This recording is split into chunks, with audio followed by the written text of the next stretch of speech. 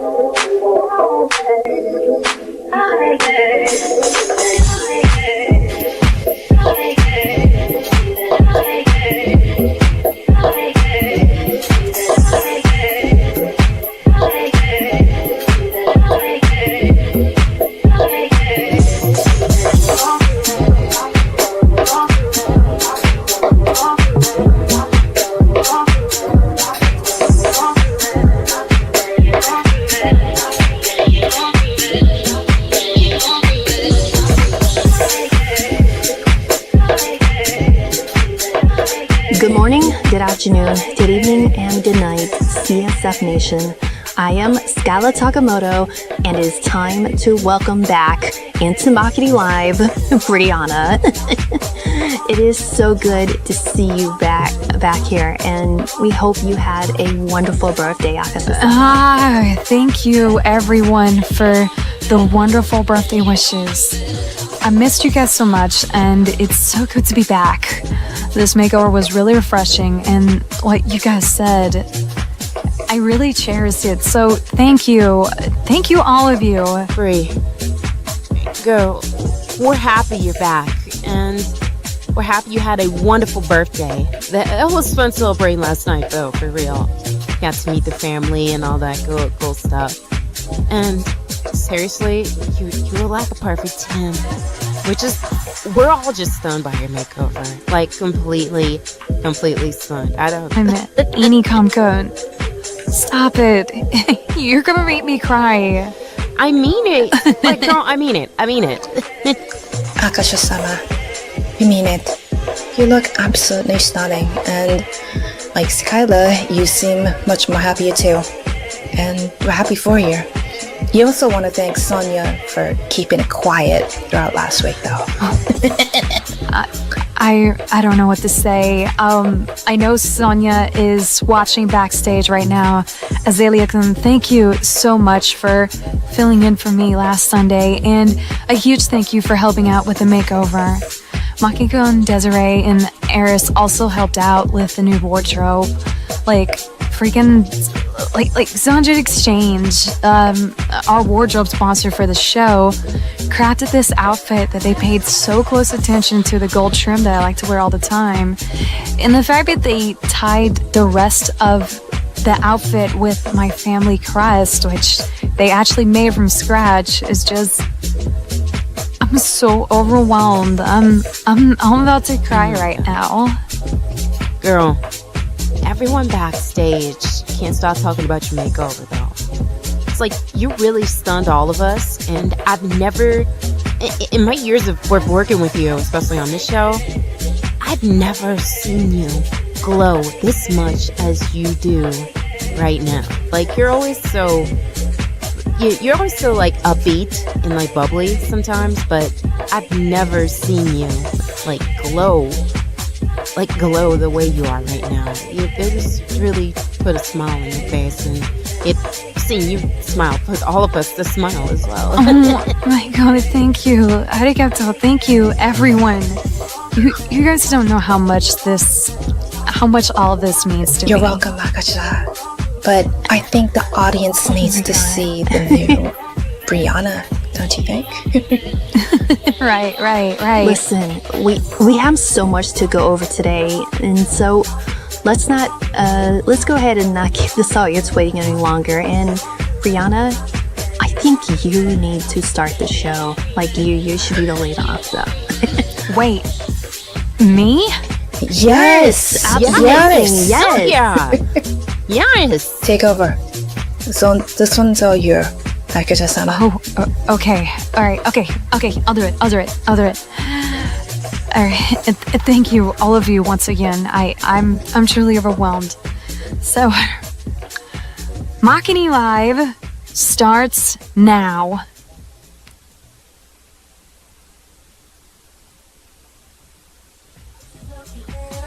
Everyone's so rare. That means got the flair. Drop them panties where it fills the air. Everyone's so rare. That means got the flair. Drop them panties where lights are flashing bright. Turn it up all night. Drop the panties light. Everything's so bright. Feel the love around. Dancing to the sound. Panties hit the ground. Makini, world renowned. Feel the love around. Take that sound.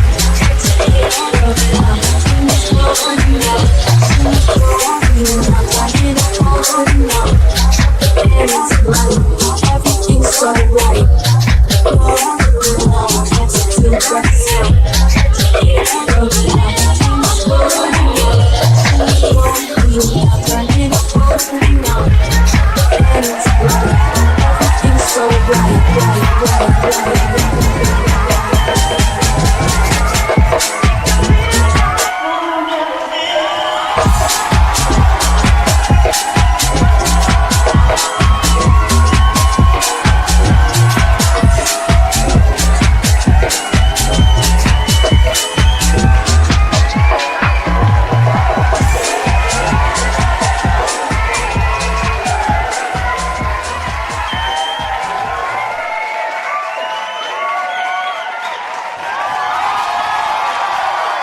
Thank you.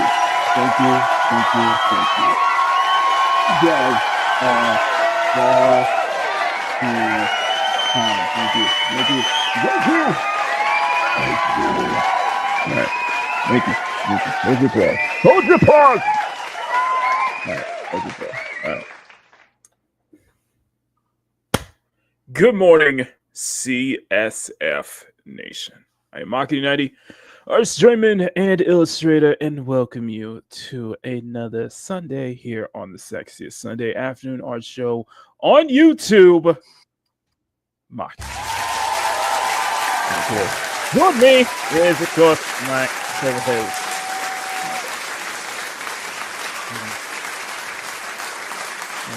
Hello. All right. Good. Yes. Hello there. Yes. How are you doing? How's your weekend? So I'm far? doing okay. Awesome. Ooh. You Right? sound like you're ready to go into it today. You sound like you're ready to go into it today. Little bit of yes, little bit of no, you know? A little bit yes, a little bit no. What are you I don't leaning know. Maybe I towards? should have made a coffee before we started. Are you leaning towards no or yes on this one? We can just do the hangout chat, whatever. See who runs it, who comes in, like Megatron. Your voice is saying yes, but your body and mind are saying no. My mind are saying coffee, which I probably should have done beforehand. Well, Marbury, if it makes you feel any better, my mind is also saying no. So Yeah. it is what it is. Well, guys, I have unfortunate news. Looks like we're just not in it today. So we'll see y'all next Sunday. Never stop drawing. Bye, y'all. To everyone in the cute, sexy, and fun nation, thank you from the bottom of our hearts. If you would like to see your name on the screen, join the CSF Nation for Stone Month. You get access to exclusive art drops that I'm kidding. I'm kidding.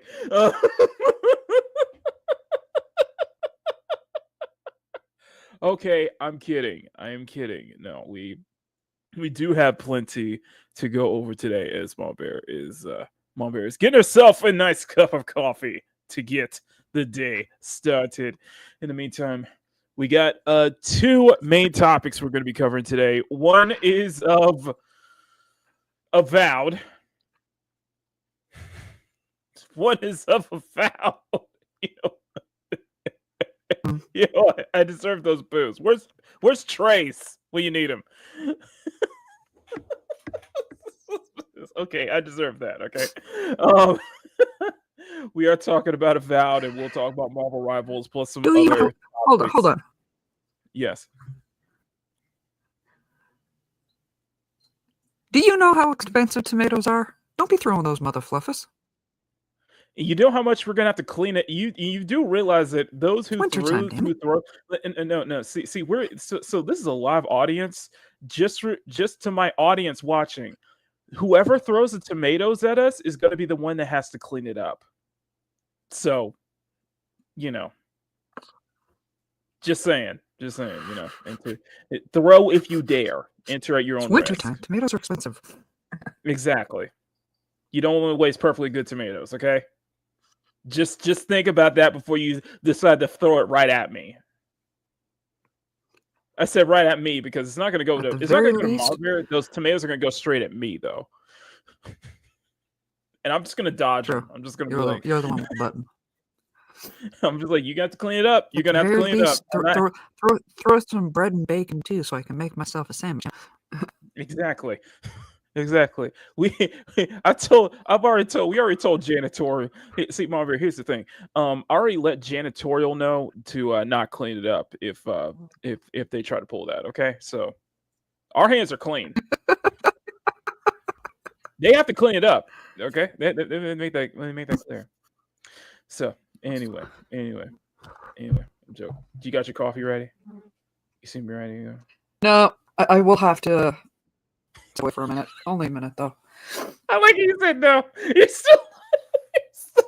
still not ready yet. You're still not ready yet. It's okay. It's fine. It's fine. More people are starting to pop in. My tonight. computer is not near my fridge. Believe it. And your computer seems. It sounds more like your computer is not right. Hasn't had its coffee yet before you did.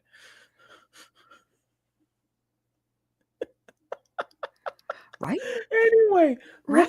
I don't know what's going on with my computer. It's driving me crazy. Like, while we figure that out, we do have plenty to go over, but I figured for the first like 30-45 minutes, let's hang out for a bit and let's go ahead and just talk up with the chat. I'm kind of following Smash's lead on this one. So we got 6 people watching. If you guys can do me just a nice favor, smack that like button, make it jiggle, smack that subscribe button, make it jiggle. Do not throw tomatoes at that, please. Anyway, we're going double. And of course, we are going, if you guys did not see the video yesterday, definitely check out the video. We are going double or nothing 6K before the end of this year. And I would like to see us get to 4K before my birthday in May. Notice how I rhymed all that. I'm a poet, and y'all didn't know it, so. Got it. Yeah. Hey, you know what? Call this may cost my Canadian card. I don't care. I really don't like ketchup chips. I don't even know what I'm those not are. a huge ketchup fan in general. I like ketchup, but I These don't know what ketchup chips are. I have no idea. Literally, we have ketchup flavored potato chips. It's just I'm not a huge ketchup person to start with. We have ketchup. We have all that stuff. I think those are unique flavors to us. Yeah. Aw. Okay. Makes it's big in Japan apparently. Okay then. I don't know what that is, but let's go ahead and say hi to everybody in the chat before we get started, okay? Yeah. Anyway. I've had it. We occasionally get Japanese treats coming, and they have some wild stuff. Absolutely wild flavors. Some are absolutely fantastic. Y'all did not Some see are that. A little weird for the two of us. Yes, we did. I got to be careful about that, though. It's just I have to be very careful about that. Anyway. No, you see, for me and Megatron, I think it's more of the fact I was raised more European, because I under the fascination that so many around me have with ketchup. Like, I have heard it so many times. Oh, the so and so is just a vehicle for the ketchup. Uh-huh. No, if I, like, say French fries. I got nothing. I much I prefer got mayonnaise with French fries. Or gravy, you know. Can't go wrong with a good old. What? Okay. So, meantime, I'm gonna get Brianna's mindscape first. Get mindscape up and running. But we do have a couple of topics we want to get into. But let's say for the first 30, 45 minutes, let's hang out while I get my drawing up and running, and then we'll get right into it. We're covering Avowed, and we're covering Marvel Rivals, and we may cover some other stuff in the meantime. So hope you guys are ready for that. Smack that like button, bacon jiggle, smack that subscribe button. And let's go. Let's go ahead and say hi to everybody in the chat. Of course, Power with the Power 9 News Network, unfortunately, hitting us with some sad news. The mother of Notorious B.I.G. Biggie Smalls has passed away. Spinning wheel. Thank you, Power, for bringing that up. Of course, we all know. And if you want some update on that, in fact, I think they're bringing up the Tupac case. They're actually bringing it back up for I think it's for prosecution as well. Yeah. It's still going. Yeah. That damn time. Yeah, 26 years. Yeah, nearly like.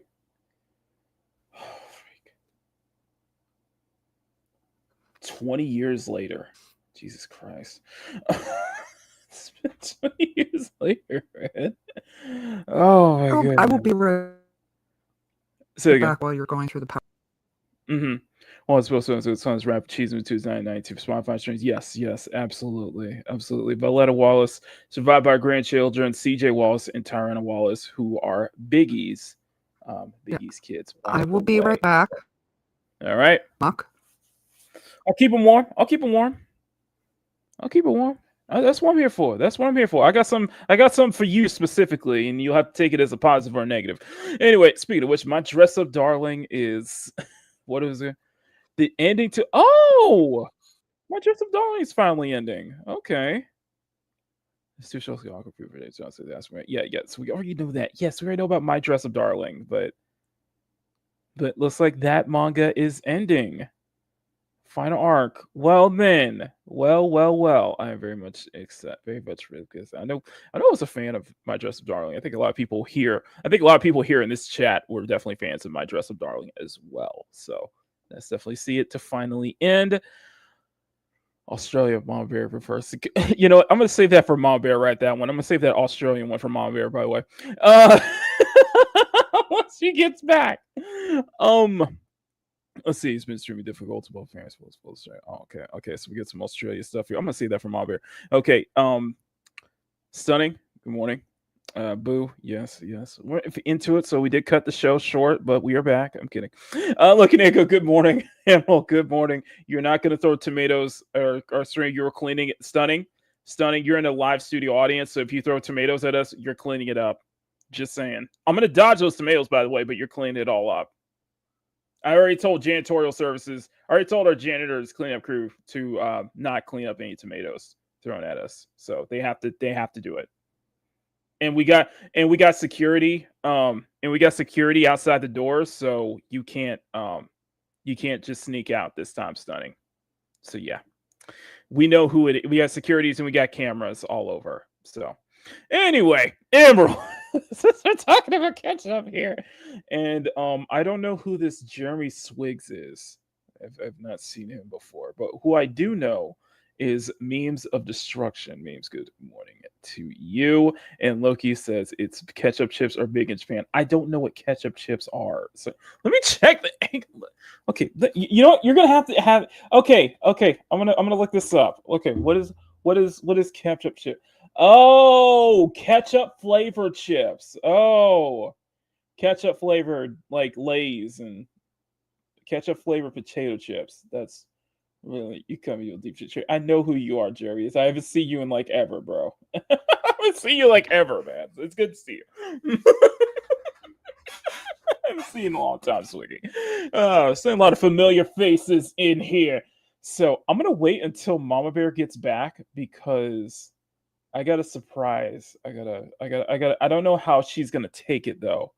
And it doesn't feel right if she's not here and Sean's not here in the chat. That's why I tagged both of them. But we do have a super chat goal, guys. We do have a goal. If you check the top of the chat, if we get 5 super chats of super stickers of any color, we will play Infinity Nikki in the last hour. So make that. So definitely want to see that.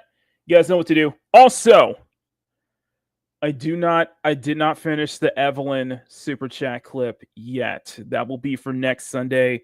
I know. I'm sorry. I apologize. I know I said I was going to have it for you this weekend. I do not.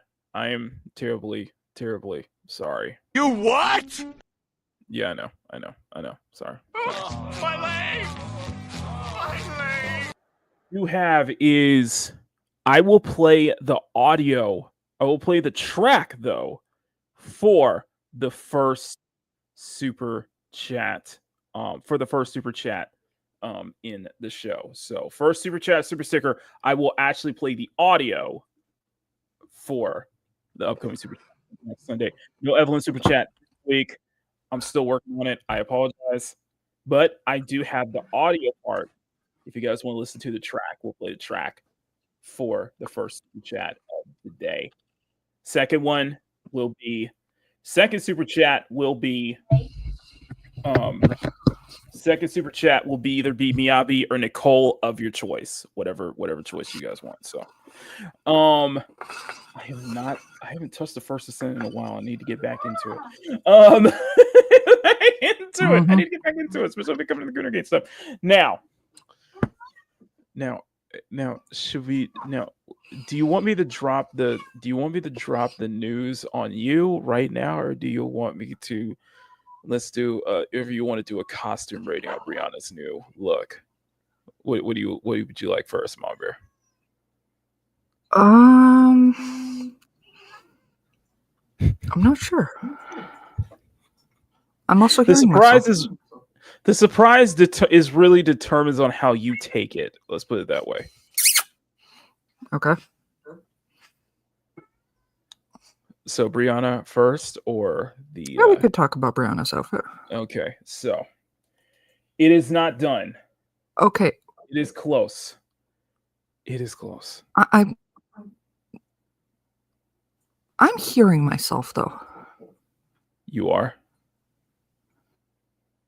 I don't hear you. Yes, I'm hearing myself. I was hearing like myself in the background. Hey, Power. Okay, chat. Do you hear Mama Bear in the background? See, Whatever. It seems to have gone away now. Okay. All right.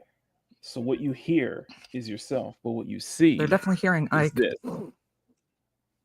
Yeah, chat doesn't hear an echo. I don't hear an echo. Okay, I was. Oh, Power did.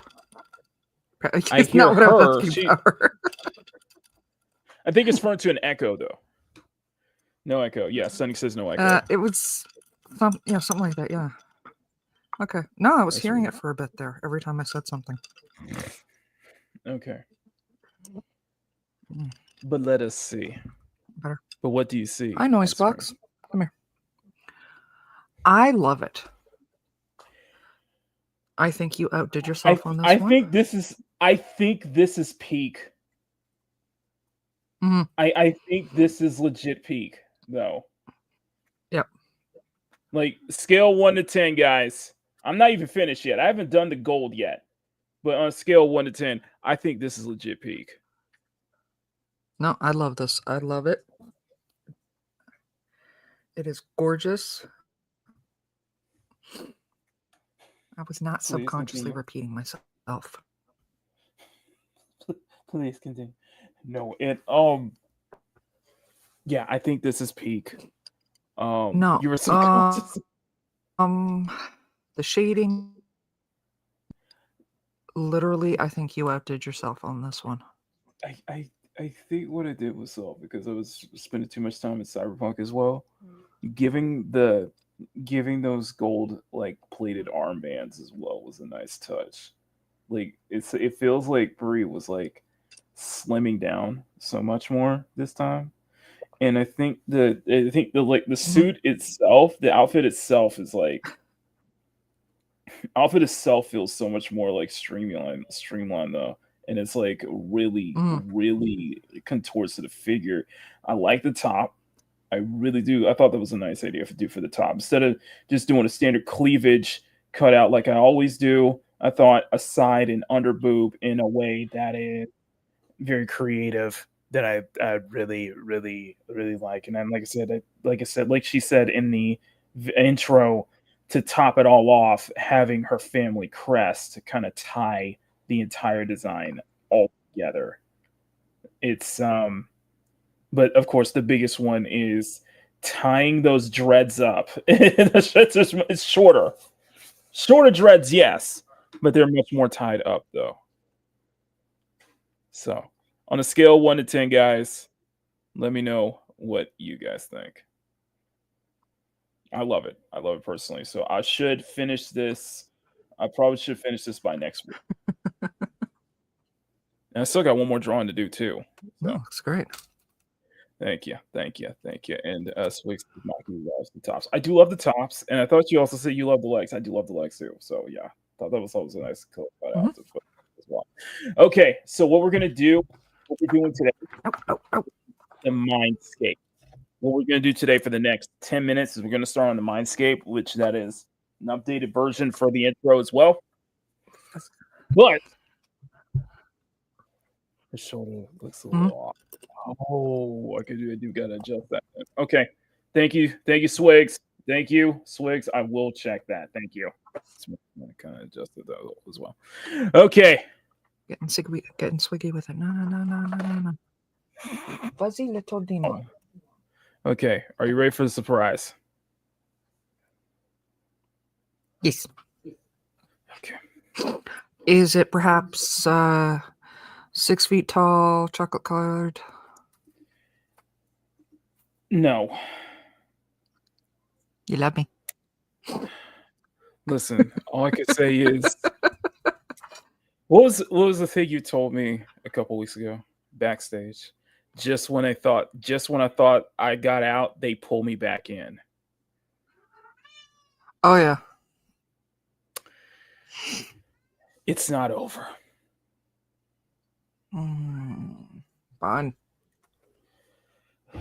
Because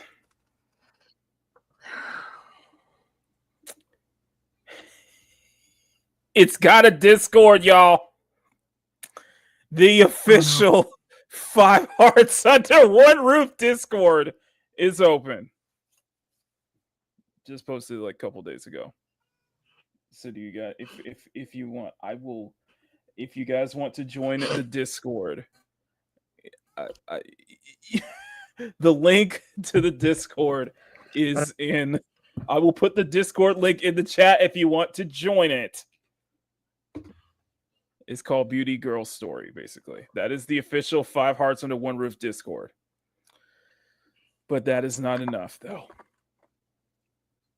Because as I was going through my library, I saw this go up. And like I said, just when I thought I was out, they pull us back in. Ma Bear, it is confirmed that there will be a 5 Hearts Under One Roof Season 2. Oh my God! Oh my God. It's not over. Get your fuzzy one over here. It's not over, y'all. It's not over. Where's Sean? It seemed pretty over. I'm gonna read this. Okay. So this was posted on Valentine's Day. 5 Hearts Under One Roof 2 confirmed. OG Trio and Onsen Babes are filming. Hello everyone. This is the 5 Under One Roof development team. We have exciting news. Production has confirmed for 5 Hearts Under One Roof season 2. Even better, the original 3 main characters are returning. Get ready for a deeper story and familiar faces making a comeback. Stay tuned. And we're also hard at work on the Onsen Babes, a special collaboration with Show Chocolate Company. We're expecting exciting new experiences. What exciting new experiences will this project bring? Can't wait for you to find out.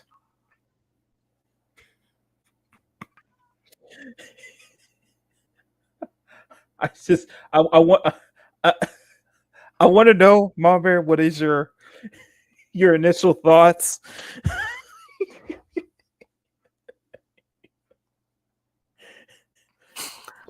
I don't understand how they could do a season 2 of that. That means one of the endings is the canon ending. It has to be the official canon ending. I legit don't understand how they could do a season. I don't understand it either. Okay. I don't understand it either. But the first one was so popular, I guess, that why not?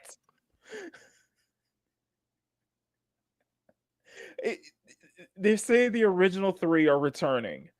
I don't even know who the original 3 were.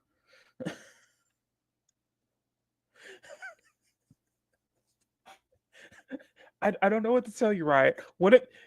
Listen. I noticed that each girl had their own fan base. Each girl had a fan in this chat. Like each girl had their own fan in this chat, except for the attic one. Okay, each girl that mattered had a fan in this chat for some shape or form. One of them apparently, my only speculation is one of those endings is the canon ending. Okay, I don't know how this could go into a season 2. What, the attic girl was cute, but there was no explanation. At the very least, sounds like they're getting rid of the stalker. You think the stalker ending? Oh my god! You think the stalker ending might be the true ending, though? Boss became my main chick. She comes to the house. That's the only thing I want out of a season 2. I still don't understand it though, and I don't even know who the original 3 were. Grant has to be one of the original 3, okay? Because we've all decided that. We and Mom Bear have unanimously decided that Grant's ending is the true ending, okay? It's the proper choice. Yes. So I don't know how that's going to. I don't know how that's going to go. I don't know. I saw this and I was like, don't drag my girl, you can be like this. It's right.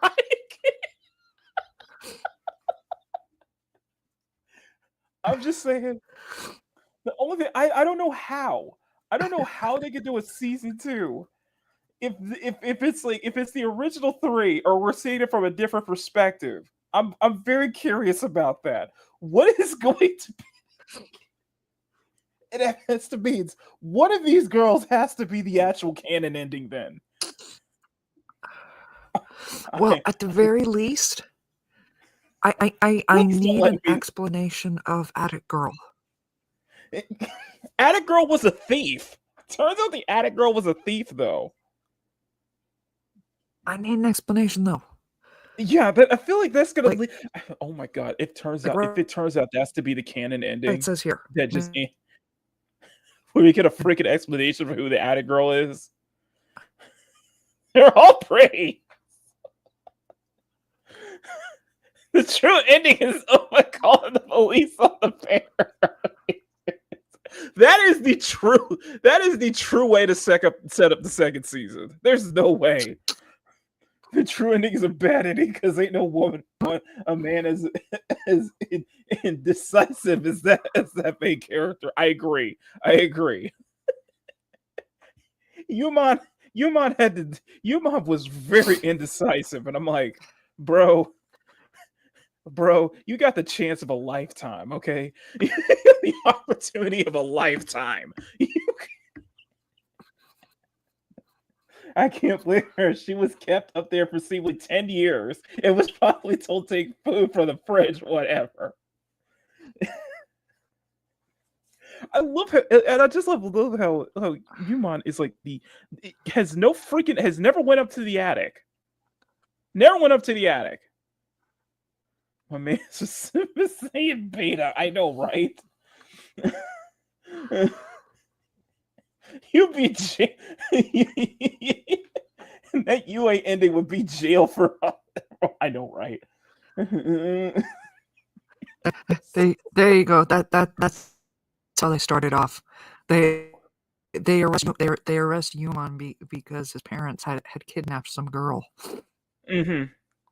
And that's why that's why they disappeared and took off. Mm-hmm. Like, so stay tuned.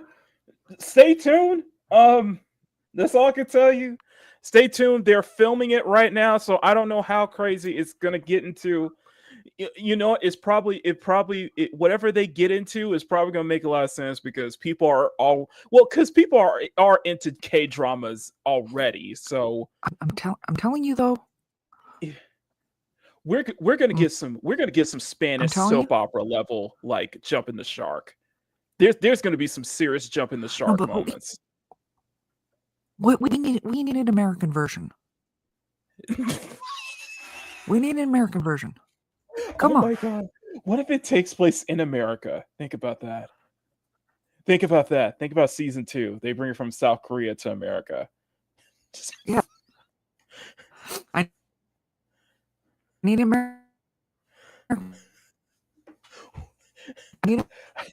You know, Sean is joking. Sean is joking, but he brings up a good point. Like that, and we get all sorts of girls from every.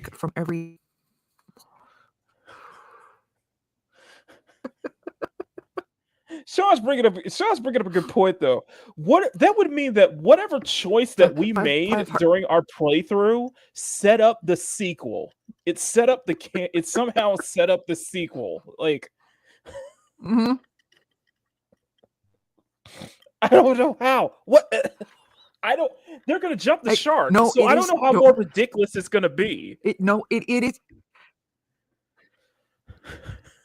Honest, no, I will push back against Grumpy on this one. It is possible. With rent prices, 5 hearts under one roof would make more sense in like a city like New York or Toronto or something like that.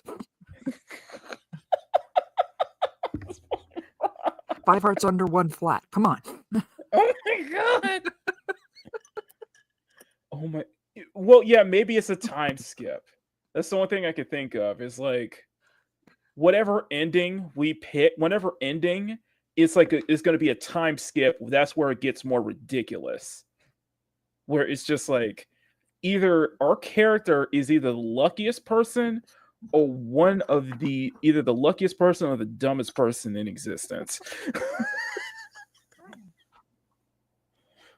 It may make persistent. Damn! Riot! Shots fired!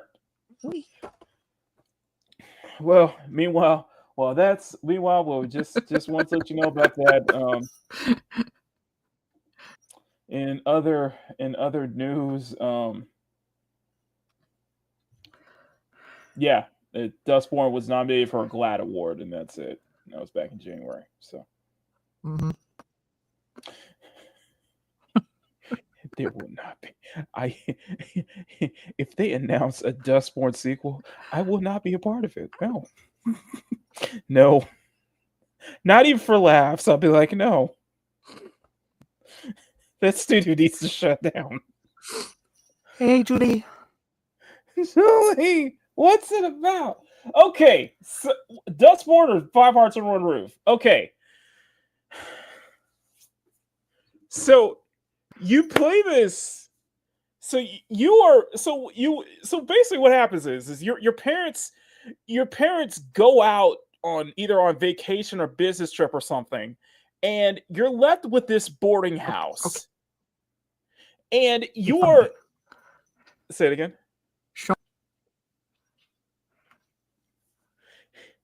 So and the funny thing is all this, I feel like all of this happens in under 1 week, like in a span of a couple of days. That's what it feels like. A lot of this BS happened. Right. You notice that? It feels like it happened under like the course of like a week. So you have to have some roommates to flip the bill when it comes to taking care of the boarding house. So you put an ad out for rent space. The first one is a childhood friend who works at an internet cafe. The second one turns out to be your manager at your new job. The third turns out to be someone who sold you a backroom K-pop CD, which turns out to be an actual K-pop singer. The fourth is the childhood friend / freeloader's younger sister who wants to marry you. And then the fifth, and this is where the jump at the shark moment is, a secret girl who has been living up in the attic for 10 years that you never even once bothered to go up there. It's basically first thing the parents say, first thing we hear from the parents right before they leave is don't go upstairs. Why? Okay, you mean to tell me that there has been a girl who's been sitting in the attic and all that stuff for across 10 years. For 10 years. For 10 years, it's been up in that attic. That is effed up.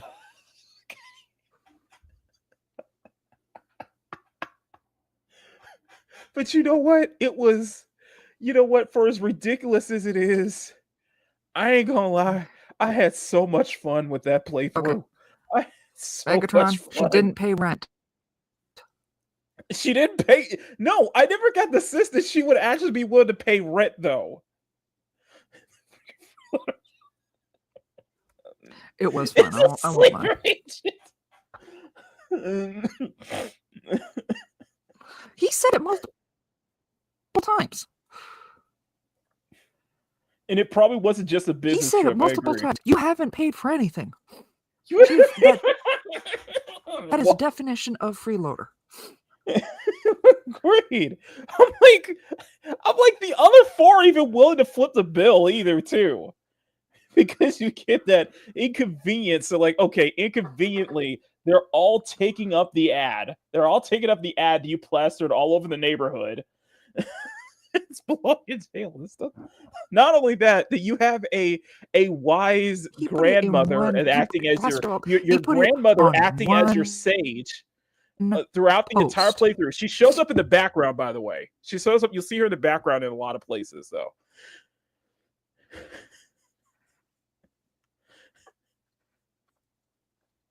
And then that's not just that. You have a very interesting cast of characters such as Sausage Man, Hammer Man, the stalker for Ming Ming, basically.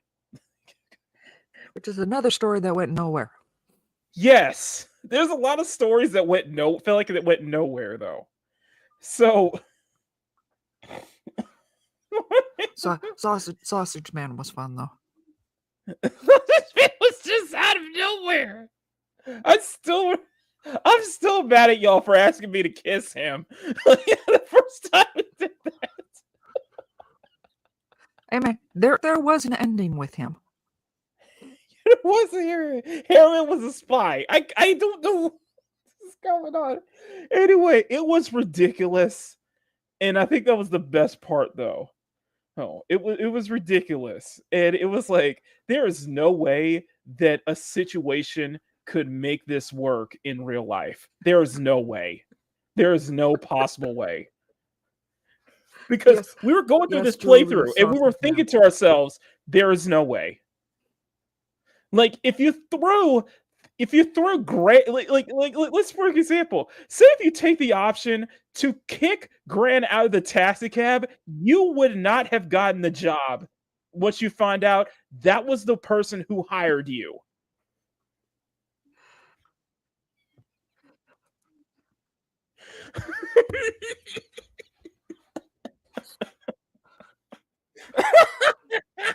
Okay, let me explain Sausage Man. Okay, go ahead. One of the guys that works with the freeloader, Yes. who works at this internet cafe or something like that. Yeah, it's an internet cafe. Every time we see him, Mm-hmm. he puts a hot dog.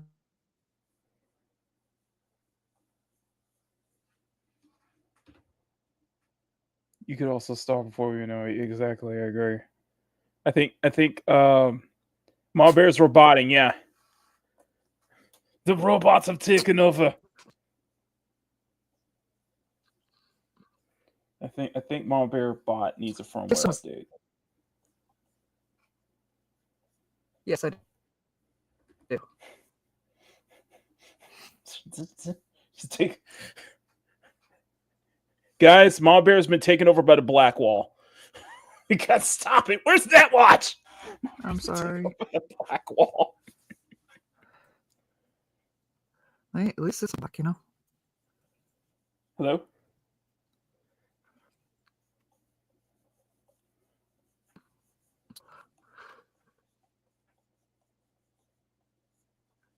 Let me try.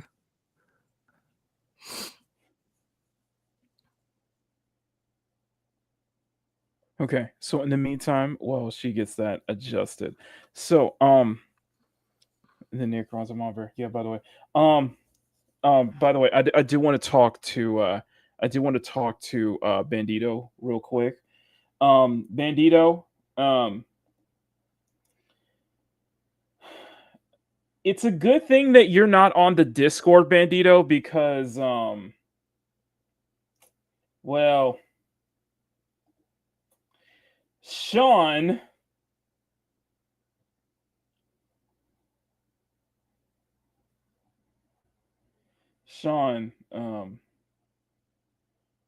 brought this up. Well, Power brought this up. And Sean, so we can thank Sean for this one. So rumor has it on Twitter that Venom is Paul. If this is true, it'll legitimately be the most cringe hilarity since Miles was Thor. Betting between the possibility of Paul as Venom and the new Gwenpool Marvel Comics is lost. What is going on with Spider-Man's world? Yeah. And I told him that you better not. And Ma Bear was completely above it. Only a rumor though. And we are Paul Parker. You like a man, bud. We still trying to wear our children. Listen, I said, you better not tell Bandito. And Sean was like, what are they at Marvel Rivals? And I'm like, get out. Get out of here.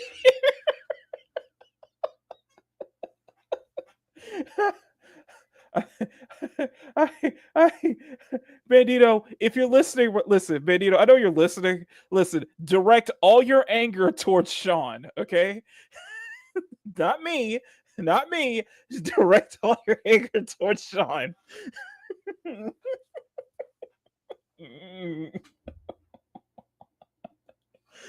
Sean, don't give me that. Hey, well, Mama Bear. While Mama Bear gets us started, what we're gonna do today is I'm gonna work on the mind. So we finished up. So we're not done. By the way, we're not done with Bree's. We're not done with Brianna's design yet. I still need to do the gold areas, which I'll work on it later. But what I want to work on today is get Brianna's Mindscape cinema going. So what that is, if you guys, I'll do a quick introduction what Mindscape cinema is. So some someone named Riot Kitty got me back into Zenless, which I blame you for that, Riot. No, but there is a thing. They do this thing in an upgrade system with Zenless, and it's called Mindscape, Mindscape Cinema, and it's basically an upgrade tree for all the agents in Zenless. And one thing that I really like, and I'll wait for Mom Bear to bounce back in here. Okay,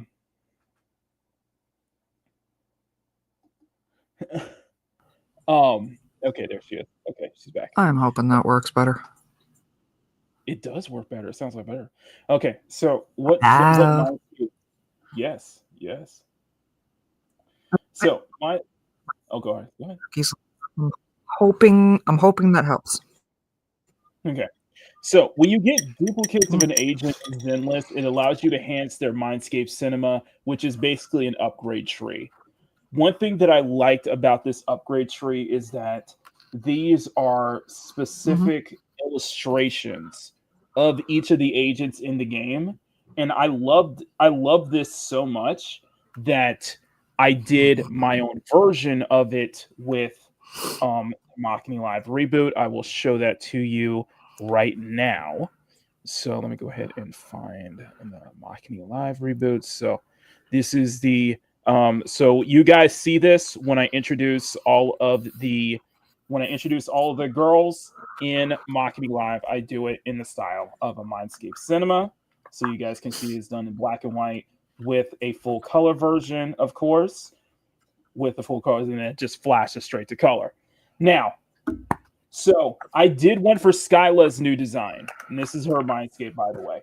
So I'm going to do one for Brianna's. We're going to start on one for Brianna's new design, which her Mindscape artwork will debut next Sunday.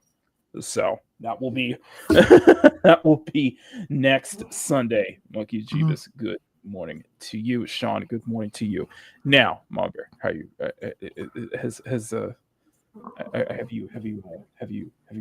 Have you said it? Are you okay? Are you good now? Yes, no, maybe. I'm okay. I think I'm okay. Okay, excellent. I'm okay. I'm confused over Miles Molasses, but yeah. What? That's funny. I'm hoping that's an autocorrect. I don't even feel right highlighting it. I will never get over I'm kind of glad you kind of brought that up, because I will never ever get over the by Odin's fade. I will never get over that. In their right idea. Hey, by Odin's fate is going to live up there with Jabam in history for us. Who thought it was a right idea? Who thought that was a right idea? Now, what I'm thinking of, Hold on. I know exactly which one you're talking about, Power. I watched that video, and you know what? Good on that mama. Oh yeah, I would do the same thing. Australian Mama Bear. Yeah. So we got a Australian. I saw that, and you know what? I applaud that woman. I would, and give it time. I may wind up having to do the same thing. Okay, so I have this interesting idea for Brianna, right? I was gonna say it for Saya, but I don't know. Yes, go ahead. Ain't no party like an Asgard party, because an Asgard party never stops. I thought you would say, party like a Diddy party. Ain't that right, LeBron? That was the messed up part, though. That was so messed up. I know it was before. What was the messed up part was the freaking whoever.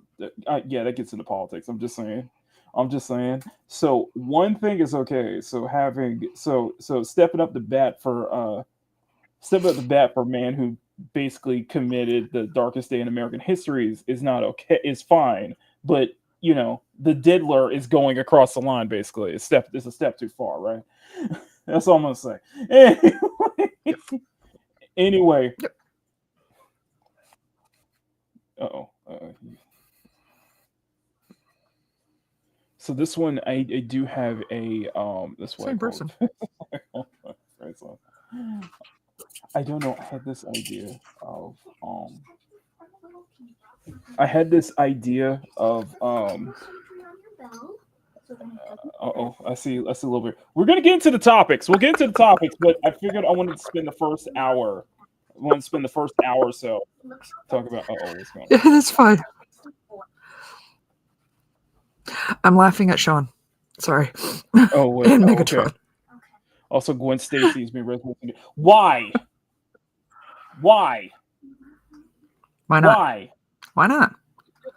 I thought Marvel decided that Gwen Stacy and Ben Parker were not allowed to come back to life.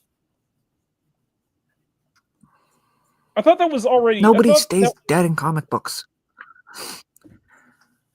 As in 616, Gwenpool.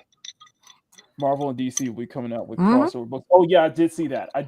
Marvel and DC will be coming out with crossover books again. Which I am.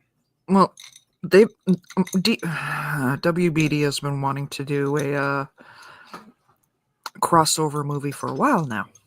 Mm-hmm. I don't see how that's gonna work out though.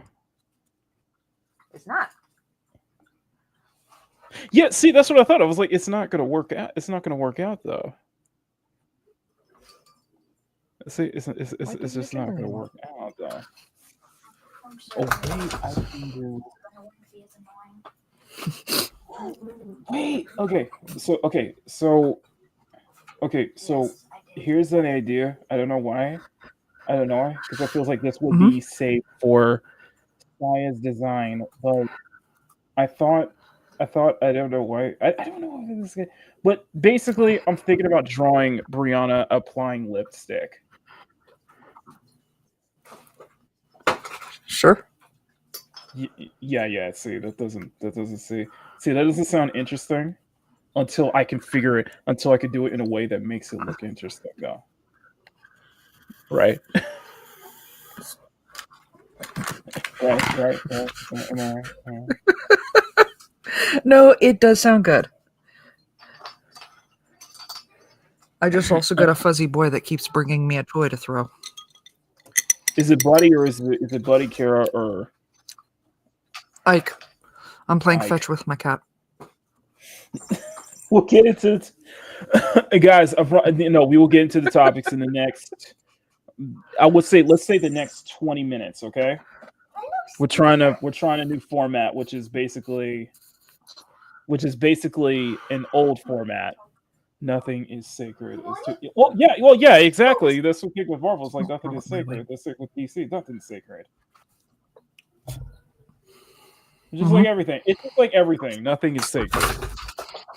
Yep. Mostly, nothing is sacred, including Doctor Who. Sorry.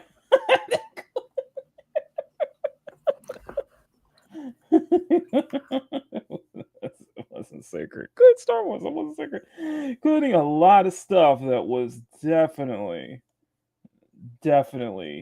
not sacred. As I am setting this up right now. As I'm setting this up, and I do got to be careful with a couple of things.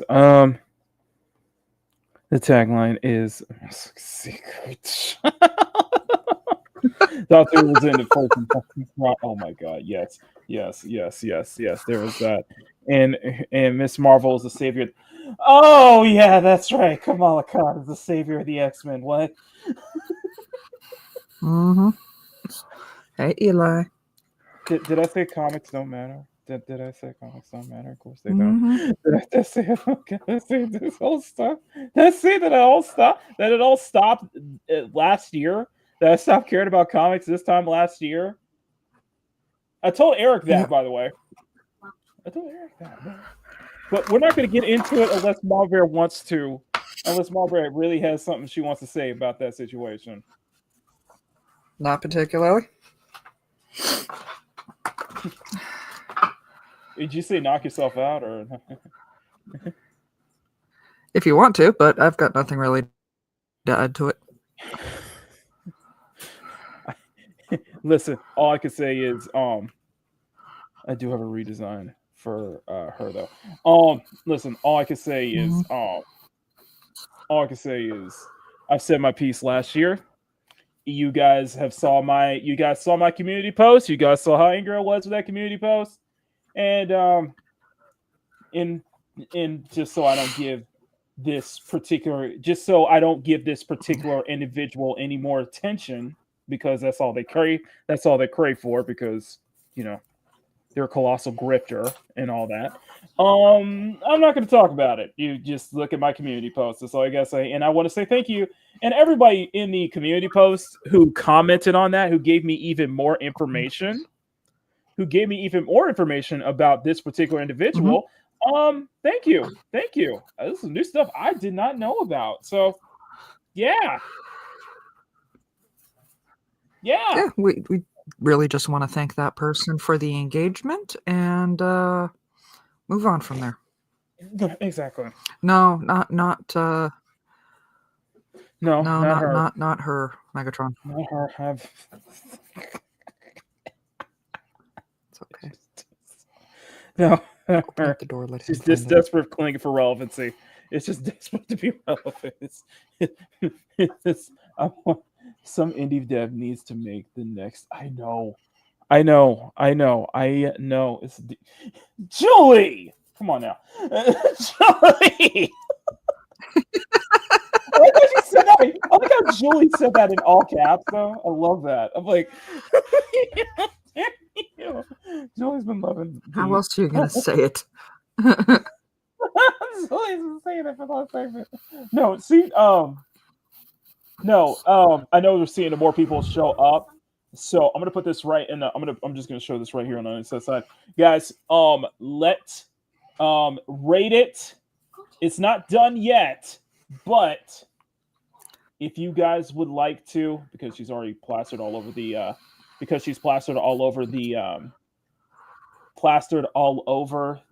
all over the thumbnails and everything.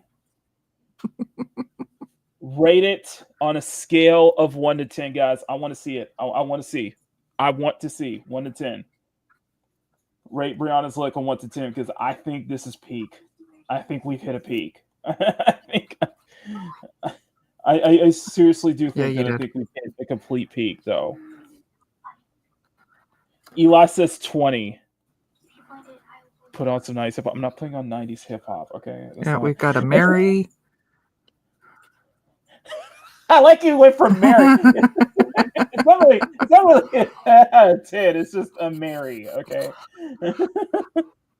I do think. Okay, Grumpy. It was something he posted earlier this week. You responded, remember? Ding Dong commented on one of his responded on one of his videos.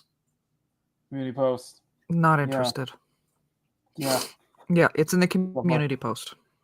Yeah, check the community post. You already responded, by the way, remember? Remember, Grumpy, you responded, actually. Yeah. I told you. And I did reply to your post. Try to your comment, by the way. A lot of people responded to that. The art's looking good so far. Thank you. Thank you. So, like I said, we're going to get into the Avowed stuff, but I just wanted to spend the first couple of minutes of just going over getting this sketch on, because, it's fucking live. And I haven't been drawing on this particular show in like weeks now. Every time I do, every time we try to, it becomes. You know what the funny thing is, and if always the funny thing is, and I'll say this in the back of my mind. Sometimes, because I know when I do this on the morning show, people are very interested. People are actually very interested in me going into the drawings and such like that. It's just when I do fear that, going back to this old format, people would find it boring. But then I realized that's kind of how we got our start, though. This old format is kind of how we, how we got our start, though. Right. Just nothing. You guys, we're an art channel. Like to the new people, like I said, to new people who have been discovering me, we are an art channel first and foremost. Oh my god, she's playing with. I hear it. I hear Ike. Sorry. Yes, you hear Ike. We'll get into the topics. I promise. We'll get into the topics. It's just I did want to spend time. What? Please tell you. Oh God, Ray! This is the bottom floor. What is it? I said it before, and I'll say it again. This is the bottom floor. Even as more waifu as she become, Bree is only getting better without limit. Ceiling? What's it? Yeah, there is no ceiling. I feel like I'm just saying this might be peak. I feel like we're reaching the peak. Just saying, I think we hit the peak, and I think it's like a lot of just like different designs coming together, a lot of different ideas, or like just kind of coming into terms with your heritage and embracing both cultures in one go. Mom, Kitty's beating a stunning. Ma'am, Kitty's being dead now. I'm like, okay, stunning. God damn it, Kitty.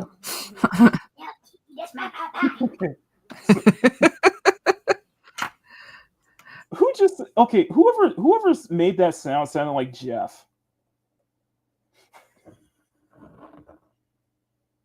I thought I heard Jeff for a moment.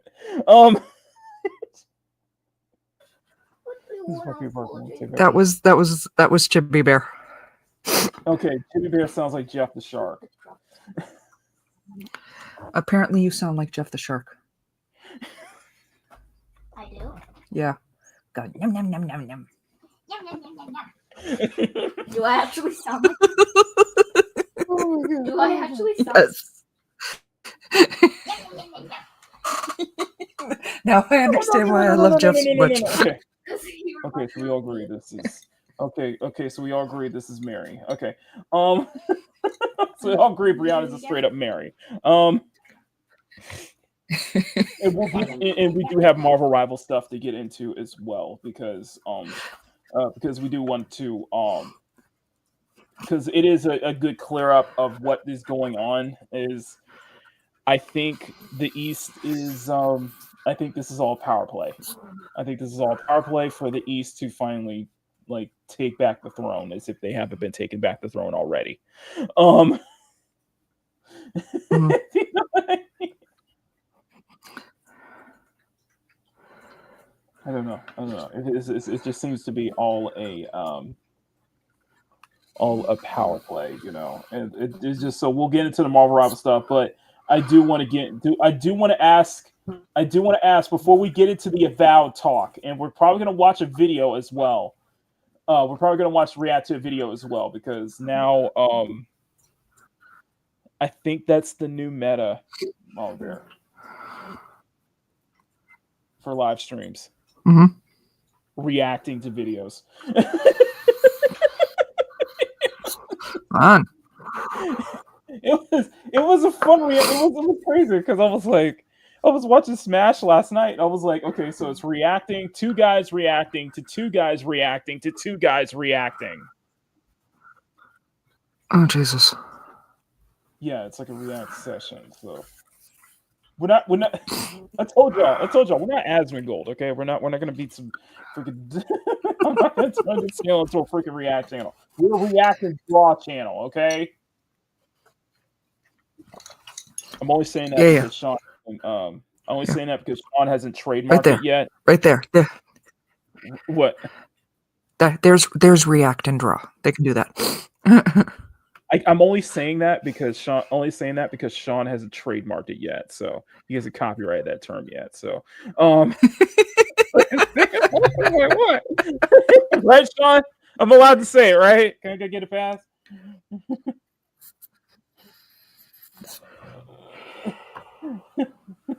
He's going to be coming back with like copyright infringement. Yeah, exactly. I can only enjoy it for so long. I can only enjoy it for so. Can someone send me the invite to Discord? I want to tag Sean. I just want the CSF Nation to attend. Maybe guess for Geek Talking Geek. Yeah, Bandito, I don't believe you. As this is your ploy to attack Sean, and to show that I don't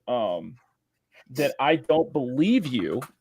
I am going to send you a Discord link.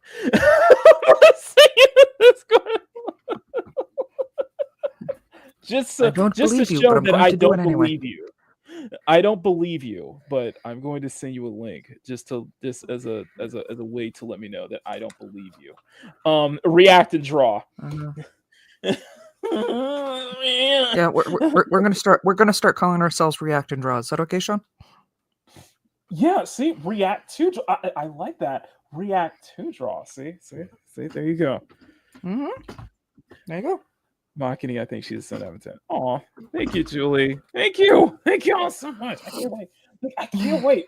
Like, we still got two more to go. We still got 2 more girls to go, and no baby. And I'm doing it all by birthdays. Which Saya's birthday is March 20th, March 14th. I think it's March 16th. What date is that? That's a good question. Okay, let me double check. I gotta double check that real quick. Hang on. 2018. Where's 2018? No. It's all based on the first drawing I did of them, basically. Oh well. So let me look at the reboot. What's the reboot? Saya. Where is that? That's back in July. Okay, go back. Saya's birthday is. Let me double check real quick. That would be March 14th. Okay, March 14th. March 14th, which is this kid's birthday, which you see. Yeah. So March 14th. So that will be on a. Not a clue. Oh, that's on a Friday. So that's in 2 weeks. There you go. That is 2 weeks. I cannot believe we have 18 people watching and you guys are letting me draw and talk. Shout out. See? That's what got our channel started, though. See, that's what got us started, though. See, that's the thing. That's what got us started. We'll get to the topics, guys. It's just I want to get back to this old format. I want to get back to actually being on our channel. It's too much reacting to shit. It's too much like. I love talking. I love talking about the industry. Like, I'm serious. I think I've really found like my second. Not what I'm laughing at. I know, but it's not what I'm laughing at. Sean finally responded to us. He says, y'all are gonna have to take the copyright up with my lawyer, Dan. He came up with the name. I will happily sit down in a room with Dan and we can talk it out for as long as it takes. Oh, I thought you were gonna say Dante, and I was gonna say that's probably gonna be a longer talk, though. Dante would be a fun talk. I let y'all have a room, by the way, last week. I let y'all. What happened? I let them go. What happened was I just let them go last week. I was like, just let them talk. Curiosity. Thinking of Dante, can you actually message him now? Yes. Okay. Yes, I can message him now. That was hilarious. Listen, I'm too good for marketing. So not only I'm not going to follow him, he's going to have to have a blue check mark to even talk to me. I'm just like, wow. What? Okay, so it's like that, huh? Just proves he likes me better. So Mario knows how to get a blue check mark, but somehow my black ass got to. Well, you heard him last week. He likes the snow bunnies. And funny enough, I gravitate towards Nigerians, so it's all good. You know what? I see. Oh my god. We also confirmed that Bree's part of Nigeria. We also agree. Oh, by the way, you speaking of which, Mulberry, you'll probably not. You'll probably like about this. We've confirmed that Bree is half Nigerian. We just kind of agreed. Nice. Yeah, half Nigerian, half Love it. Japanese. Born in Okinawa, where it was, which was much more, which is much more friendlier to race. It's gonna tell the parts of Japan for Okinawa, but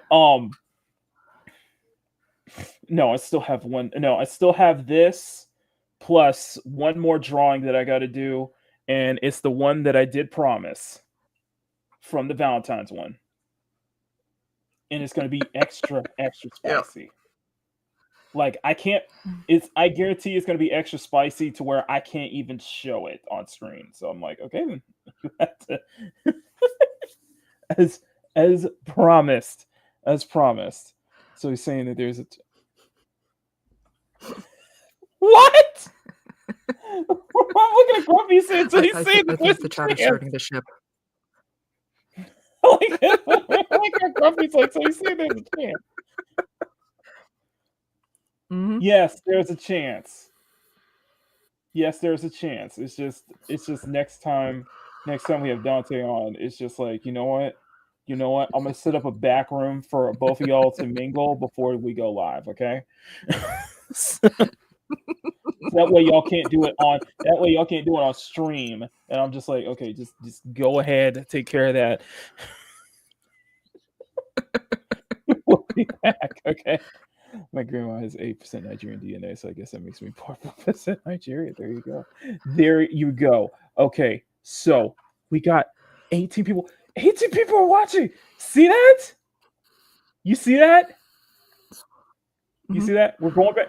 Okay. See, I was worried. I was worried that, because I want to get back to drawing because that was what we got that's the foundation of this show. And it was good to see literally that, the name of the channel. well, yeah, that too. It's literally the name of the channel, and plus it doesn't bore y'all. I always get so worried that me drawing bores you guys, and just talking about it bores you guys, but no, you guys are just as invested in this as I am when I do other ish too. Which means we got to bring guests back up. We got to bring back that old format, just like drawing. Yes, we do. Yeah, yes, we do. So we got to figure out our guests and such like that. So, okay, so Not that I don't enjoy our regular guests that visit us. Like actual guests, like Yes. it's like actual ones that we can legit interview with and have actual conversations with.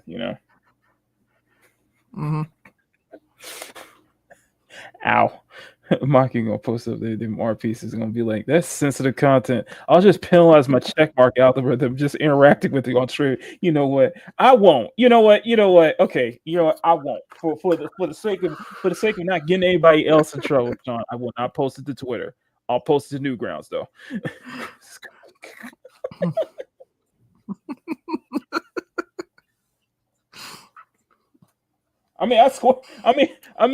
You guys already. I challenged y'all, and I ended up having to draw Squirrel Girl with the acorns fully out on Twitter. So this is Yes, he did. Yes, it did. And I was like, never challenge your audience, and well, I didn't challenge. I challenged my audience again, and it's the same thing. So now I got to do another one. You should have learned about challenging your audience when you suggested Dustborn. Yeah, but it also you ruined my joke, by the way, Mom Bear. Thank you. Sorry, Darren. Go ahead. ruined my joke. I was going to say never underestimate the power. Never underestimate how horny your audience is. It's true.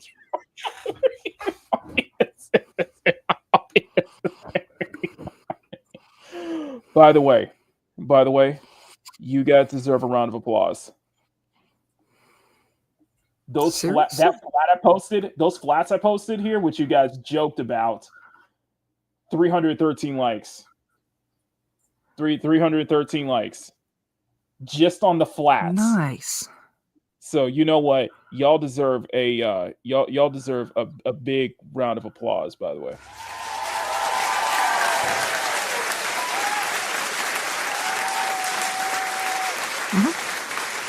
I scrolled down. I saw this earlier today. And I scrolled down. I was like, wait, 313 likes? Jesus, you guys love the plot so much. But I think that really does show kind of how it all comes together for Bree's design and how much love that she always gets in terms of the chat. I can't wait. So we'll have to. Now that and the funny thing is that the thing is that Kiki's birthday isn't until July, so we'll do a design probably within the following week or so, just for Kiki. Like a following week after, probably about 2 weeks after we finish up Saya's redesign, we'll do one for Kiki. Despite the fact that her birthday is in July, and I'm not going to wait that long. So think of this as a and then we will finally. Sorry, I was going to say, think of this as like a refresh, basically. Just going to say, and and then finally we're going to have the answer as to whether Kiki still loves me.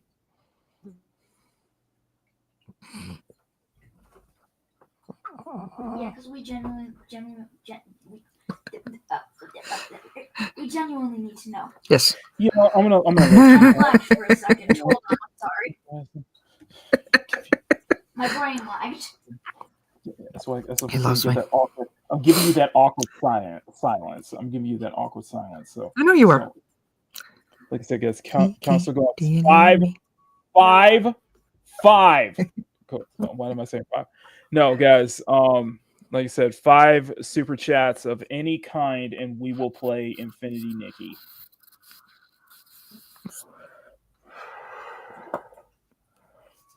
If you want cuteness overload, A game that was so cute it threatened to give him diabetes.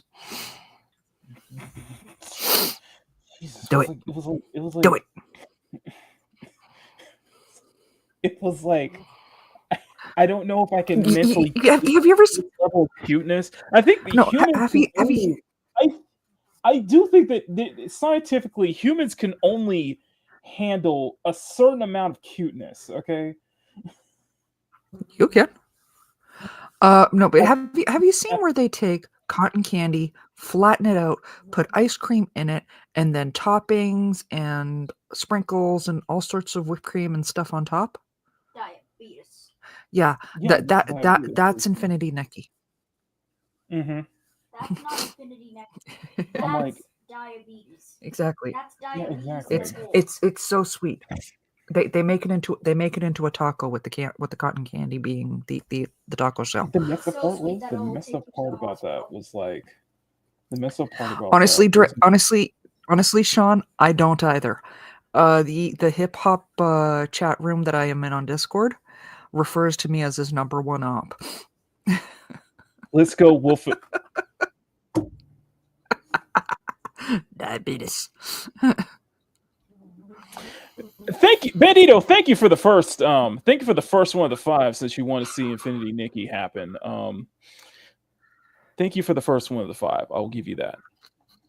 And let's see. No, we're not gonna do that. So I will drop. So I will not drop a super chat just yet. We gotta wait for one more. Oh. But what I will drop is the music for Evelyn's super chat, which will be You know what? You know what? Screw it. Screw it. Screw it. You know what I'm gonna do? I'm gonna show you guys a quick preview. This is what I have so far. Okay. I'm gonna show you guys a little preview. I'm gonna turn the audio up, and this is all I have. But this is what I have so far. You guys, I think you guys are gonna like it. So this is a little preview for next Sunday. So Bandito, thank you for the $2 super chat. Here's a little preview of what's coming next Sunday.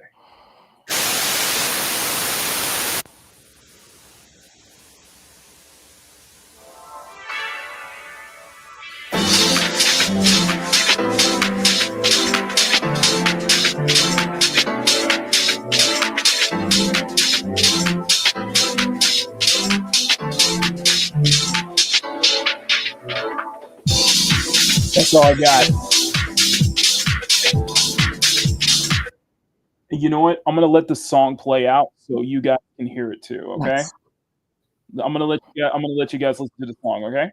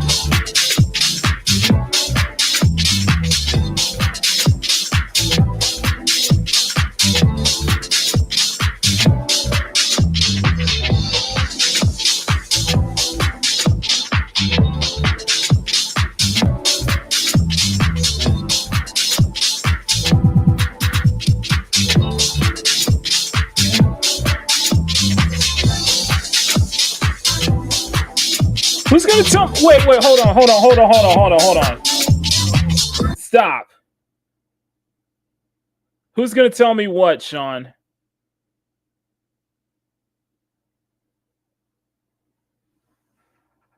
Sean? Who's gonna tell me what? Nothing. Okay. Who's gonna tell me? No, Sean. You have something you want to let me know. Please let me know. I'm waiting for Sean. Please let me know. Sean. Paging Sean. If you want to tell, if you have something you would love to tell me, please tell me. I would love to know right now.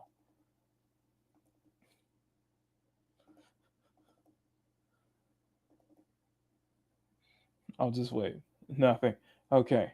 So let me play it. Let me play this. So here's what we'll do. I will play this track in full.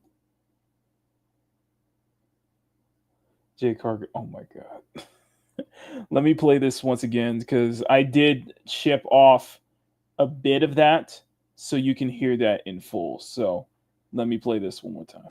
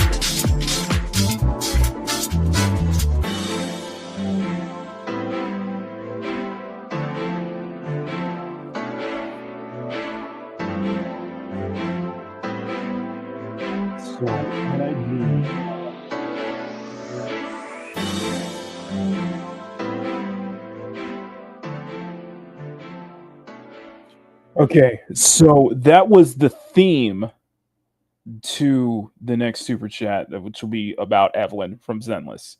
And a lot of work put a lot. I do put a lot of work into making those super chat clips. It's not just splicing the recorded footage that I have, but I actually make tracks. Like I actually go and actually make a 2-minute track that I thought would fit this particular character, or so make a 2-minute edit of that particular track just for that clip. What you just heard from that was basically me splicing up the melody of one song with with beats from two other songs, that I basically spliced it up together. And then do a lot of and I do a bit of editing, and do a bit of, like you heard, with the reverb work and such like that. So I do pay. So like for example, the theme song you guys hear from Makini and Makini Live, that one I remixed it, by the way. So I remix it. Yes. Wait, I make the music. I don't. Okay. I don't know if Mama Bear is here. Is Mama Bear? Technically, I'm here. Okay. Okay. So what I will do. So Sean is asking, do I make the music from scratch? I see. Technically, I also no. saw this comment. Would that count as making it from scratch, though? I took the melody from one song, and I took the beat, and I basically spliced two beats together. Would that be making it from scratch, though?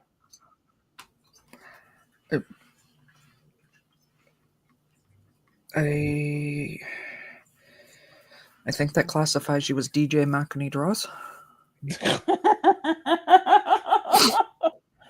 I guess in that case, you could say I probably made the beat from scratch. Like I have, last year I was doing a lot of experimental. Stuff with this software that I use called Virtual DJ, and I was experimenting. I was messing around with it, and I made a couple of tracks. I actually made. Not only did I make basically remixes. One I did remix. I did make remixes, but there were some of the stuff that I made could probably be argued as making it from scratch, because you took I would take the melody of one song and I would splice it with a different beat. I would take a beat from another and basically splice it together, basically. I would do a lot of adjustments when it comes to tempo and pitch as well, and adding those things like reverb, phase effects, such as beat dropping and such like that. In some ways, yeah, I do. It basically I would like to think it's a mashup. I'm basically doing a remix or a mashup, but you're turning it into like an original track, though. It feels like you're turning it into an original track in a way. And last summer I did my first ever, I actually made my first ever mix. Like I think it lasted like an hour and a half to 2 hour long mix. I actually made a full mix. And that took I want to say 5 attempts.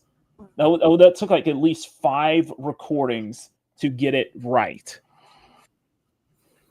So I spend a lot of time. I do this a lot when I do this a lot in my spare time too. So, but the app I use is called, or the software that I use is called Virtual DJ.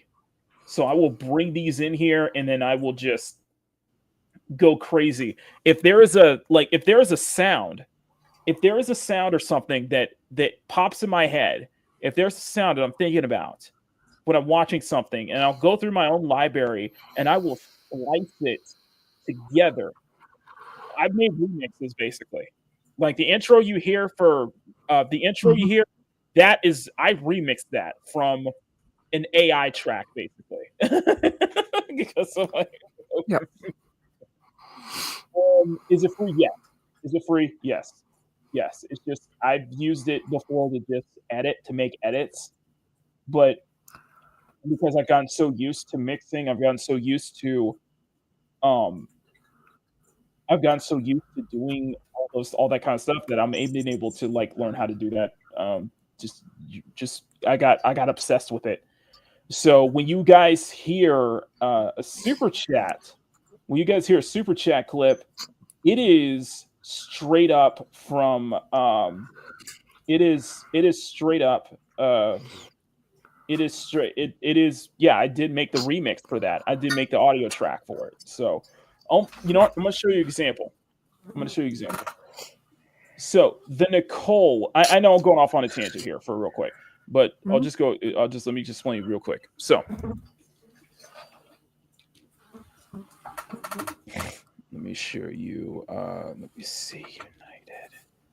Okay. The track that you heard from the Nicole super chat. Yep. The track that you heard from Nicole super chat came from a transition. It came from a transition. I'll let you hear this. So this is from 2001 right here. This is very old stuff. So let me play this.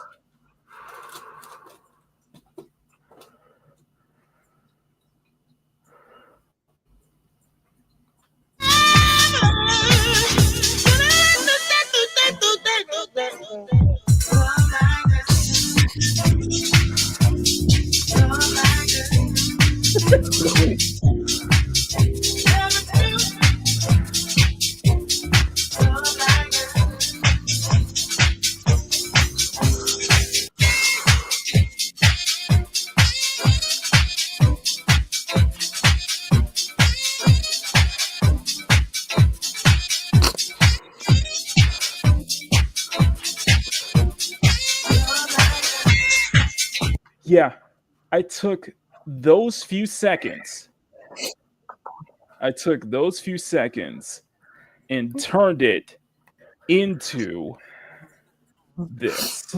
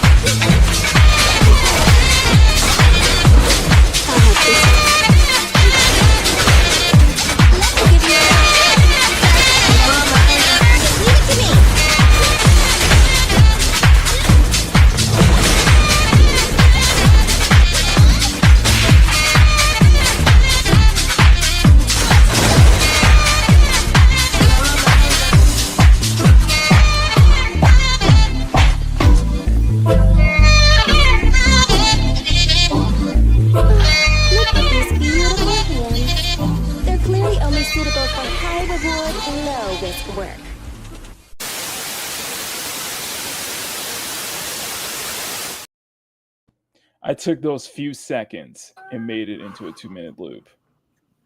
Yeah, just from that. Nice. Yeah, just from that. Just because it sounded so good to me, then I kept remembering about that, and I was like, "Oh, that sounds perfect for this." It reminds you of the stuff that from middle school days. So that's a deep cut because Julie knows that I have been a househead my entire life. I've been a househead my entire life, so she knows. She knows exactly. She knows exactly. So. Okay, I got a sketch ready. Okay, sketch ready. Okay, sketch Megatron ready. does have a good. Megatron does have a good idea though. What's that?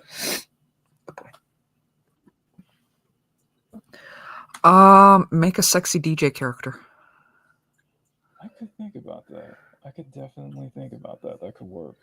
It's like my own little Hatsune Miku, I guess you could say. Okay, let's Yep. let's not beat around the bush. Okay, so I am Okay. hoping that. Oh yeah, sorry. Yes. I didn't say anything. Okay, so I am hoping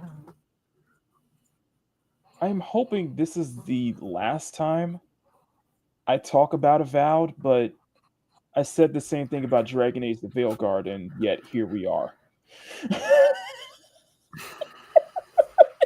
Yet here we are.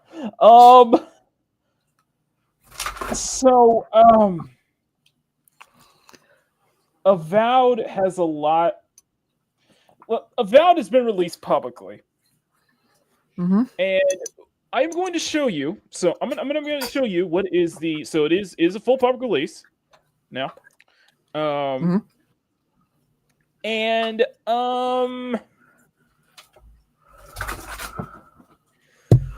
well, this is the numbers. So this is numbers. It is 19K for 19K. So pretty good stuff. 19K. It's pretty good. For that is the 24-hour peak. That is the what is going on here? Okay, here we go. That is the 24-hour peak. That is the current players playing right now, and that is the all-time peak. Yep. Oh, Sean, you know Avowed, the one that had the one that Skyrim like title that had the discriminatory art director who the one you applied for, Sean. That's that guy. Yeah. So it's good. It's I guess it's doing good, but in some cases, Avowed seems to be a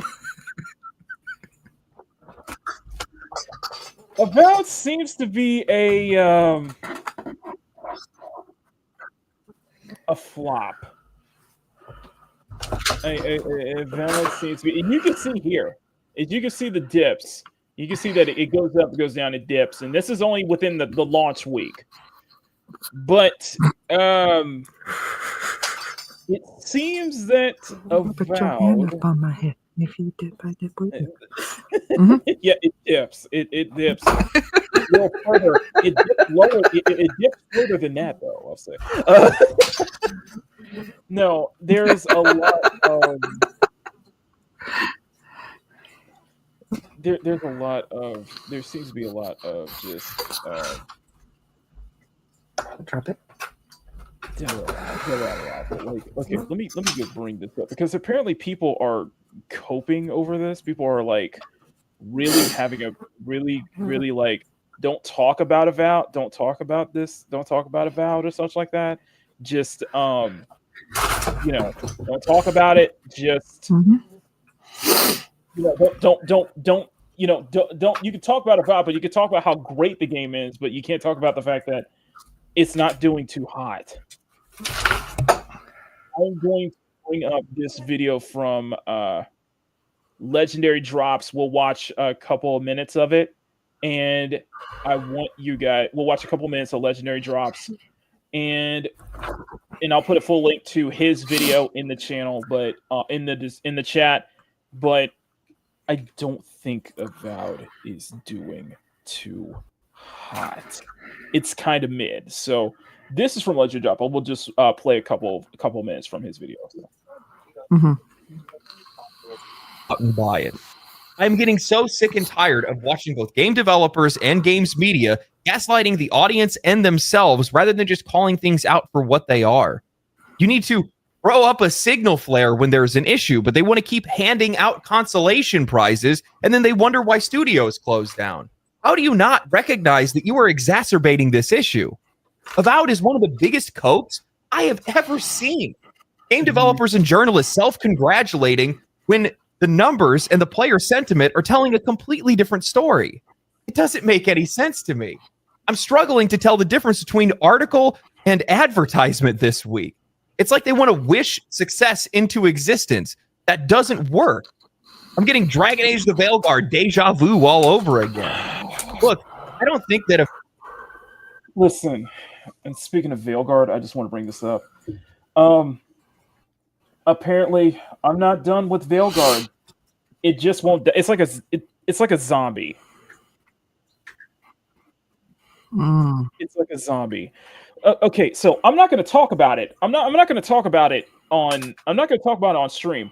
I'm going to talk about it probably in my next video. What happened is that Mark Asmongold, I guess, I don't know if it was just of course it brings back to Asmongold, but Asmongold, talking about Dragon Age the Veilguard being a failure, it caused former BioWare developer Mark Dara to tell everyone to do a video, and I'm doing a reaction to his video and to the PC Gamer article for my next video. He did a video basically telling telling the customers to not blame the developers for a bad product.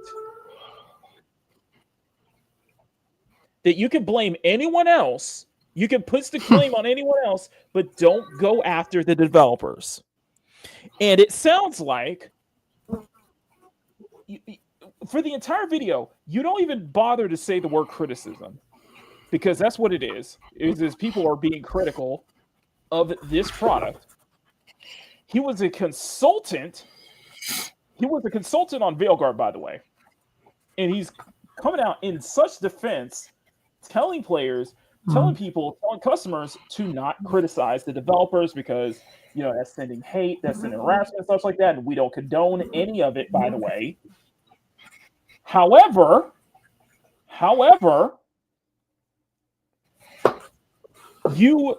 it clear comes off as you misconstruing, hate and such with criticism, or misconstruing actual criticism with hate and such like that. And this was a caught in 4K moment when I saw this in the comments, basically, because he got ripped to shreds. Mark Dark got ripped to shreds in the comments in his own video about that. And the thing that was an eye opener for me, the 4K moment, was that he kept putting this automated response saying, "You didn't watch the video," to every single comment, by the way. "You didn't watch the video. You didn't watch the video. You didn't watch the video. You didn't watch the video," right? But then there was a little bit of comment. There was a little bit of comment. There was some comments that he actually replied on. And one of them was one that I had to clip. And it was this one right here.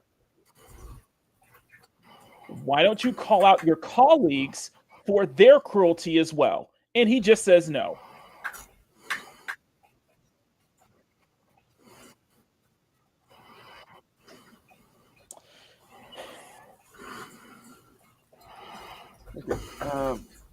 I know I'll go off on a tangent here.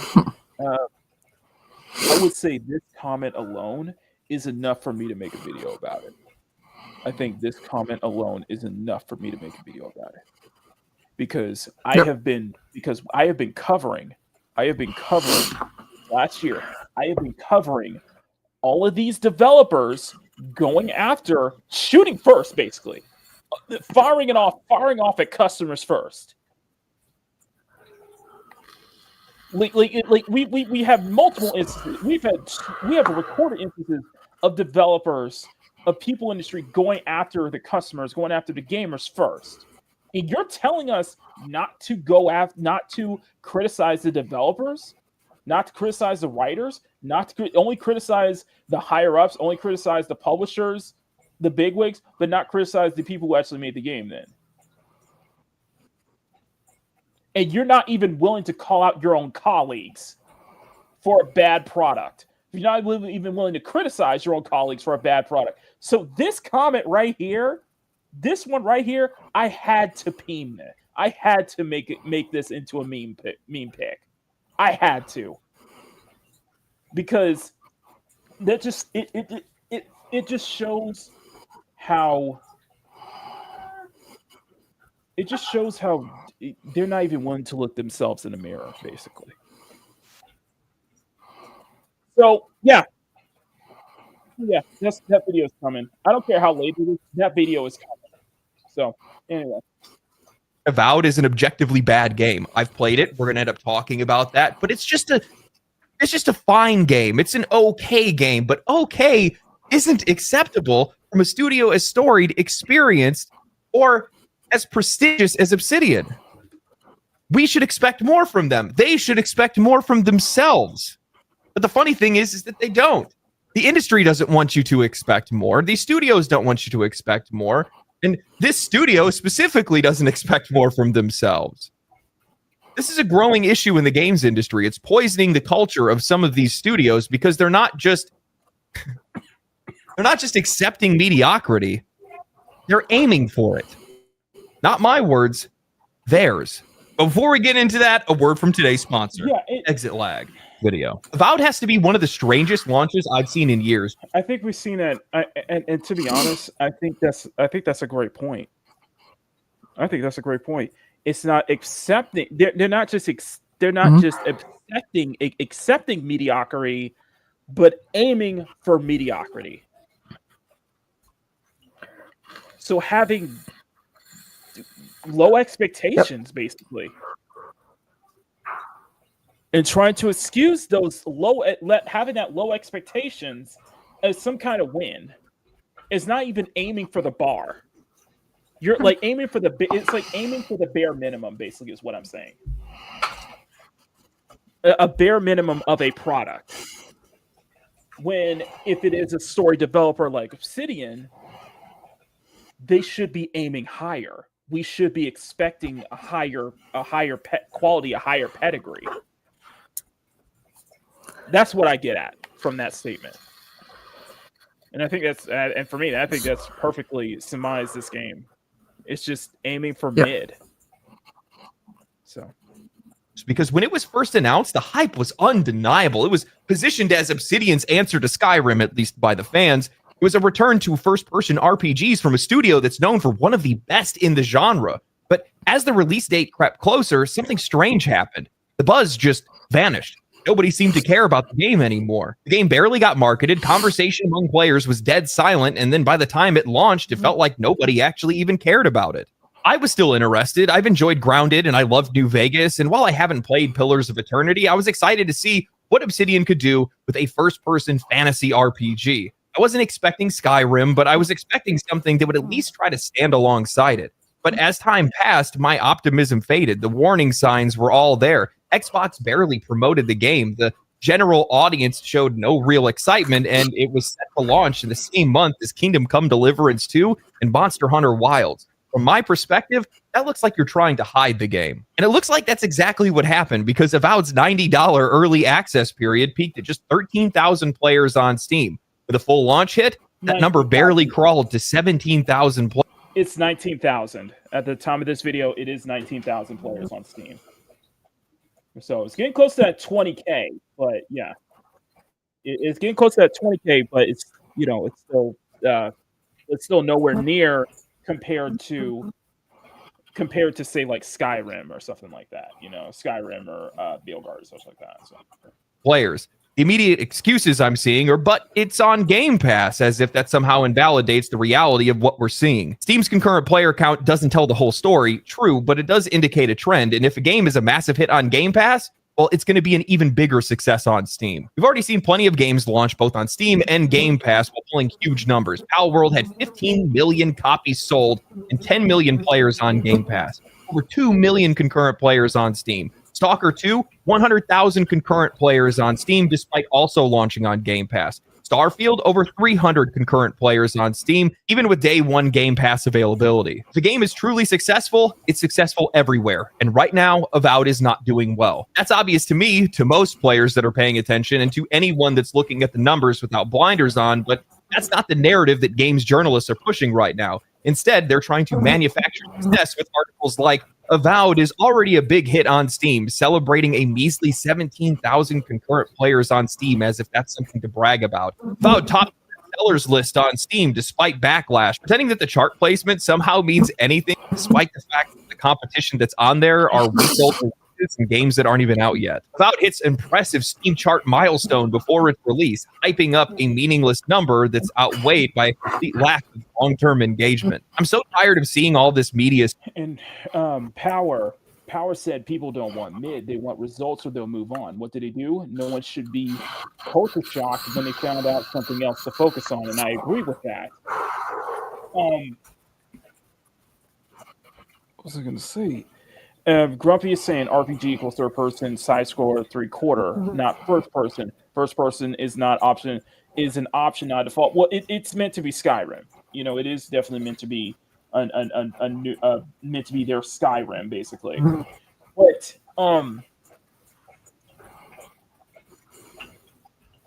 what was I going to say? It's just I saw around. I was looking around with just a lot of people just kind of like praising this as a success when, as a. This begs the question: is it you? Is it wrong to have high standards? Is it wrong to expect more? Marvin, let me ask you that. Mhm. Is it wrong for you to expect more out of something that has a pedigree, or expect more something that has been hyped up? I don't think so.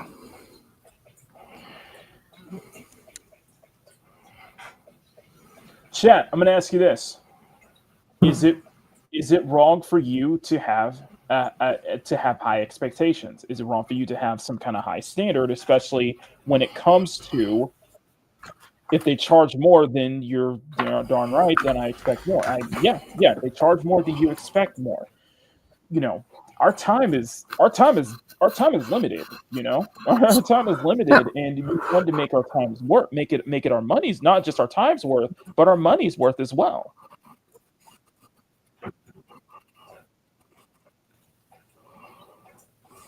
And from what I brought this up, I was talking about this with Avowed last. I talked about this with Avowed last week. It's just from the gameplay that I saw, it just looks mid. It just looks very mid. It just looks very. It looks like I was falling asleep. Honestly, I feel like I was falling asleep. I really feel like I was falling asleep. It just there's nothing legit. I don't remember talking how mid it is. Is it? I think that's the first time I ever used that word mid, but I'm like, yeah, this is very mid. Yeah. How they increase the price, but expect us to pay one up front and be able to deliver us a complete product up front. I agree, Emerald. I absolutely agree. My standards for games have remained where gaming thin, so gaming has dropped its standards. Yeah, and if it's a company like Obsidian. If it's a company like Obsidian who has a pedigree, who has a good track record, then yes, you do expect more. But it seems that a lot of the media and the fan base were such protective mode of whenever regarding this game being a success, which it kind of isn't. It actually isn't, especially with the fact that it's on, as mentioned before, this is on Game Pass. So, that freaking subscription service, basically like Disney Plus and such like that, it's a subscription service, so you can get the game outright for free for only paying $18 a month or so. And I think that's also a good barometer with the low expectations, though, because the game is on. I said this before. I think Game Pass is a mistake. Because what it does, in my opinion, is we don't have to try, because it's almost like a safety net for a lot of developers. Like we can't. It feels like a safety net sometimes by putting it on Game Pass, because okay, is it actually going to sell? How is it going to equate to sales though? If it's just going to be put on Game Pass, it feels like it gives them an excuse to just not put their put their all into it, to kind of fumble with I think that Game Pass is being way too much of an excuse for that mediocrity in a way, for that, and especially if it is a developer that you expect more from. Spin, you're not my GameStop rep trying to sell me a game. You're media outlets that are supposed to be covering industry news. It's the same pathetic gaslighting we saw with Dragon Age the Veilguard, a game that was supposed to have topped the Steam charts and was declared a strong seller despite completely failing to gain any traction with players. Ultimately, even EA acknowledged that it was a failure. But let's be real, Avowed's failure isn't just about the weak sales numbers, it's about how this game got here in the first place. Xbox's marketing for Avowed was non-existent. It felt like it just got dumped onto the market with no fanfare, no build-up, and no attempt to get the players excited or involved. If you haven't followed the news closely, then you barely even know that Avowed was coming out. But what makes matters even worse is the only real marketing that this game has got over the last year, well, it came from the art director torpedoing the game. Instead of trying to build hype for Avowed, the art director Matt Henson took Blue Sky to rant about Elon Musk and identity politics in video games. And not only did he make it about himself, he dragged Avowed into it, turning it into a political talking point instead of an exciting RPG. This is the first time in months that people were even talking about Avowed, and it was actually because the developer hijacked it for his own personal agenda. I've talked about this before, but this is a growing problem in the industry. Developers don't seem to understand what they say impacts their games. We live in a world where half the audience is terminally online, and alienating a portion of that audience can completely derail any momentum a game has. This is a leadership issue. You have your key creatives out. Okay. Let's get right to this. Okay. So Drops is right. 100% right. Except he forgot one crucial detail. You know what that detail was? Aside from the fly. What's that? What's that? Let me read this out loud here. Let me read this here. Reminder to Black artists out there who are looking for portfolio reviews or job advice. My DMs are open, and you always will have my priority. We got too many crusty white dudes in this field. Please let me help you replace me one day. I want to go back in the woods.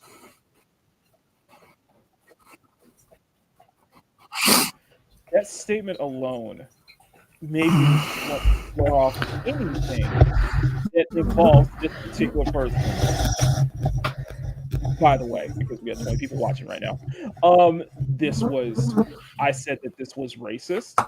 I said that this was completely discriminatory, and you are playing this white savior complex. You have this serious, pretentious white savior complex that is going to get your game in trouble. I would like to think that there was at least a good amount of people who saw that particular statement and swore off the game entirely. I would like to think that I'd like to think that you swore off the game entirely. So when I'm going to make that video reply to Mark Dara, I'm going to specifically bring this up. This is one way to kill any potential you have for your title. And let's be honest here. Mm-hmm. Why? Why is it that only in the games industry, only in the entertainment industry, is this kind of behavior totally fine?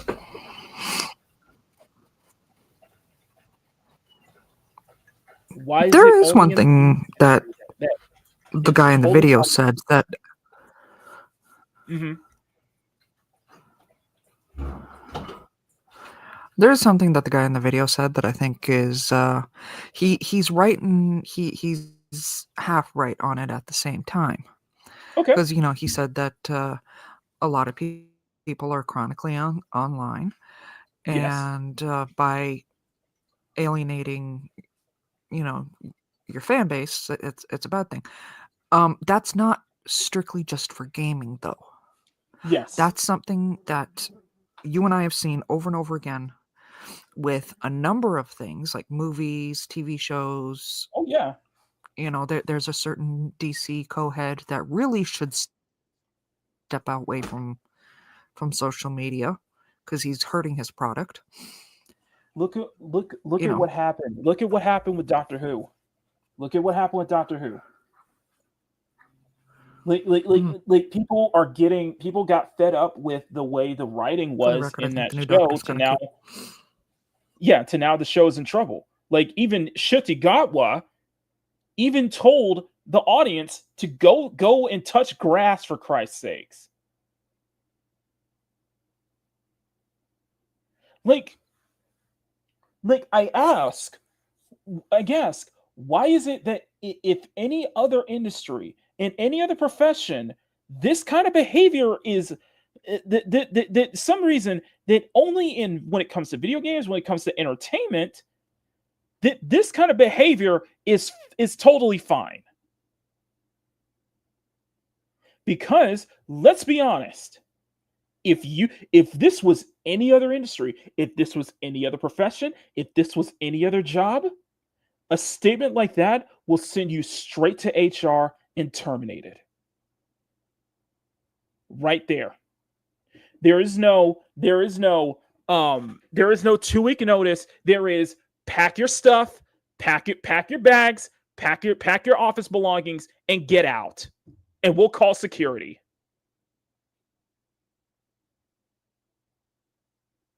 Putting him, what Microsoft and Obsidian do was put Matt Hansen on a lead, but is basically give Matt Hansen a muzzle ever since.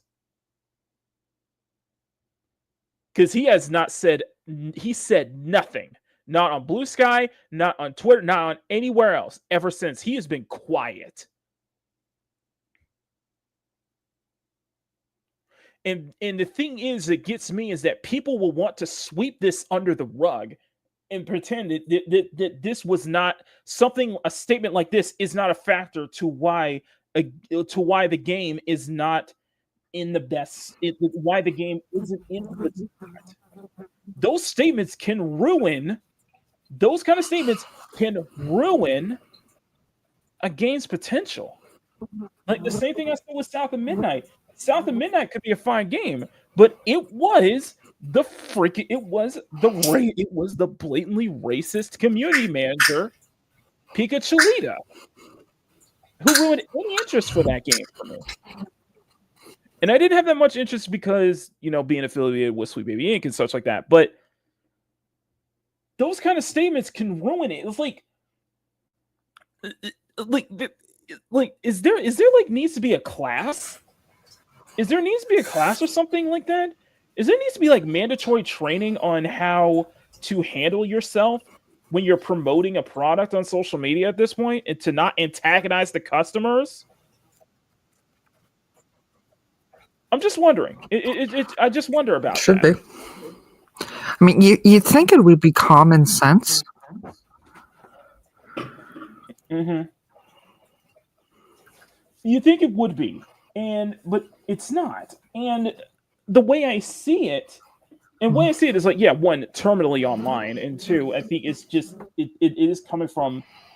It clearly is coming from people who either have not understood the power of the word no, or the power of actually had some kind of disciplinary training or something like that when it comes to handling themselves, especially in an environment where they're selling a product.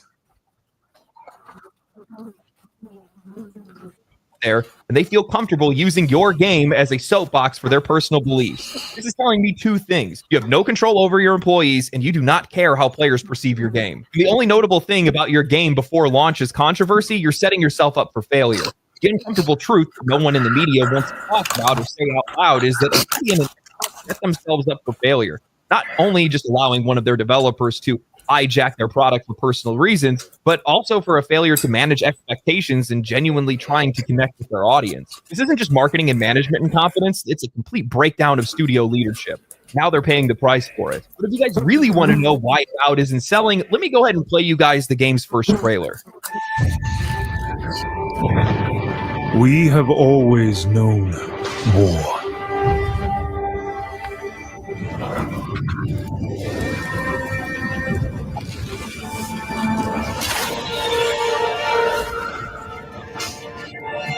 It forged our empire.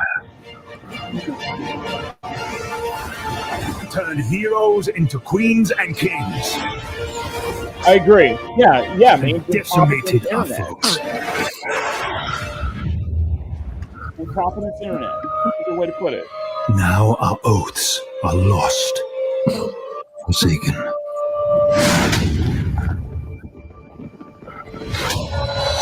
And you must face the monsters our sins have borne.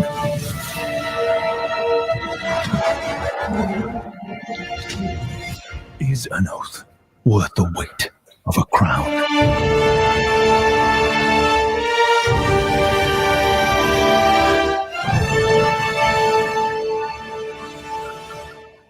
We were teased a dark, broody, gritty world, a narrator weaving a tale of conflict and high-stakes adventure. Yet years later, Obsidian revealed that the game's actual art direction and story didn't really line up with expectations. Instead of a mature, grounded fantasy RPG setting like people had imagined, we got yet another pink, purple, neon-soaked game using a soft modern art aesthetic that has infected so many games today. Instead of immersive, distinct character designs, we got the same androgynous, feature-muted male and female characters that we just keep seeing audiences reject. Who's lining up for that? Who's getting excited for that? Nobody. And I would bet good money that Dragon Age the Veilguard's disastrous reception probably led a lot of players to be a lot more cautious of Avowed because of how similar these games look. You know, I hear game developers and journalists whining that players need to respect creative freedom and expression, but where the hell is that creative freedom when all of these games are starting to look the same? Now, of course, developers can change their art direction. I'm not saying that they can't. That's not the issue here. The issue is the radio silence for 3 years, followed by a bait-and-switch reveal that left players confused and disinterested. At that point, people just tuned out. You can't do that, especially not today. And this isn't just an Avowed problem. This is an industry-wide problem. Developers need to engage with their audience. They need to see how players are responding. They need critical feedback early, not just validation from industry insiders and coworkers, especially when they're taking radical shifts in art direction, tone, and atmosphere. Can I play that again? Can I play that? Can I play that statement once again? Mm-hmm. Can I play that clip again, please? Sure. Okay, listen carefully. I want you to listen what he just said carefully, right? Characters that we just keep audiences of Avowed because of yes.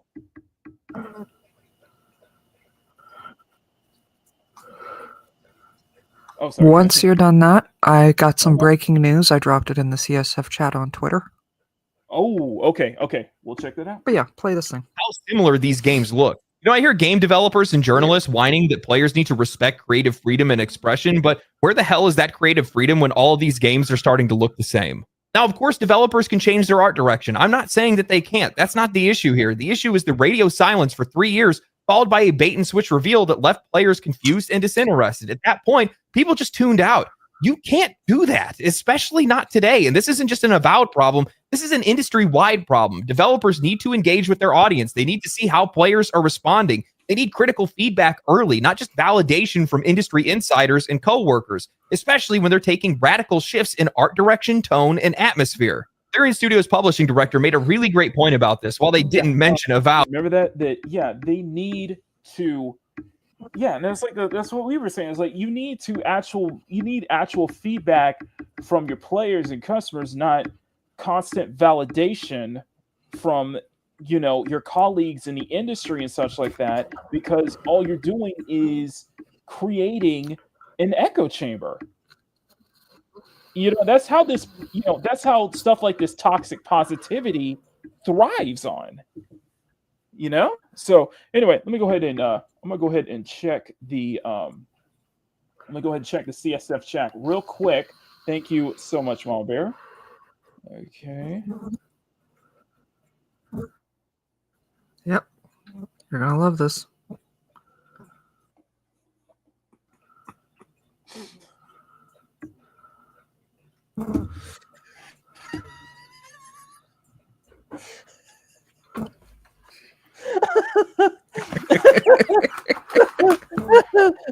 It's back. I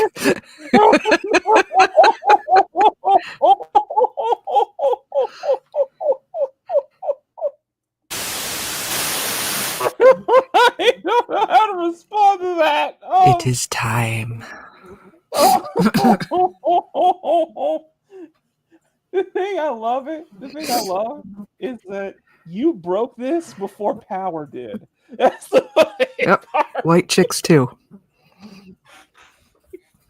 Oh, I love them actually. I love the movie. I think it's hilarious. And I agree with Lily here. Yes, I want them. They got to have Terry Crews in it. But I agree with Lily here 100%. Don't be afraid to offend literally everyone, because that what made the first video so first people love the first film. Don't be afraid to offend everyone. I agree. Please don't be afraid to offend everyone.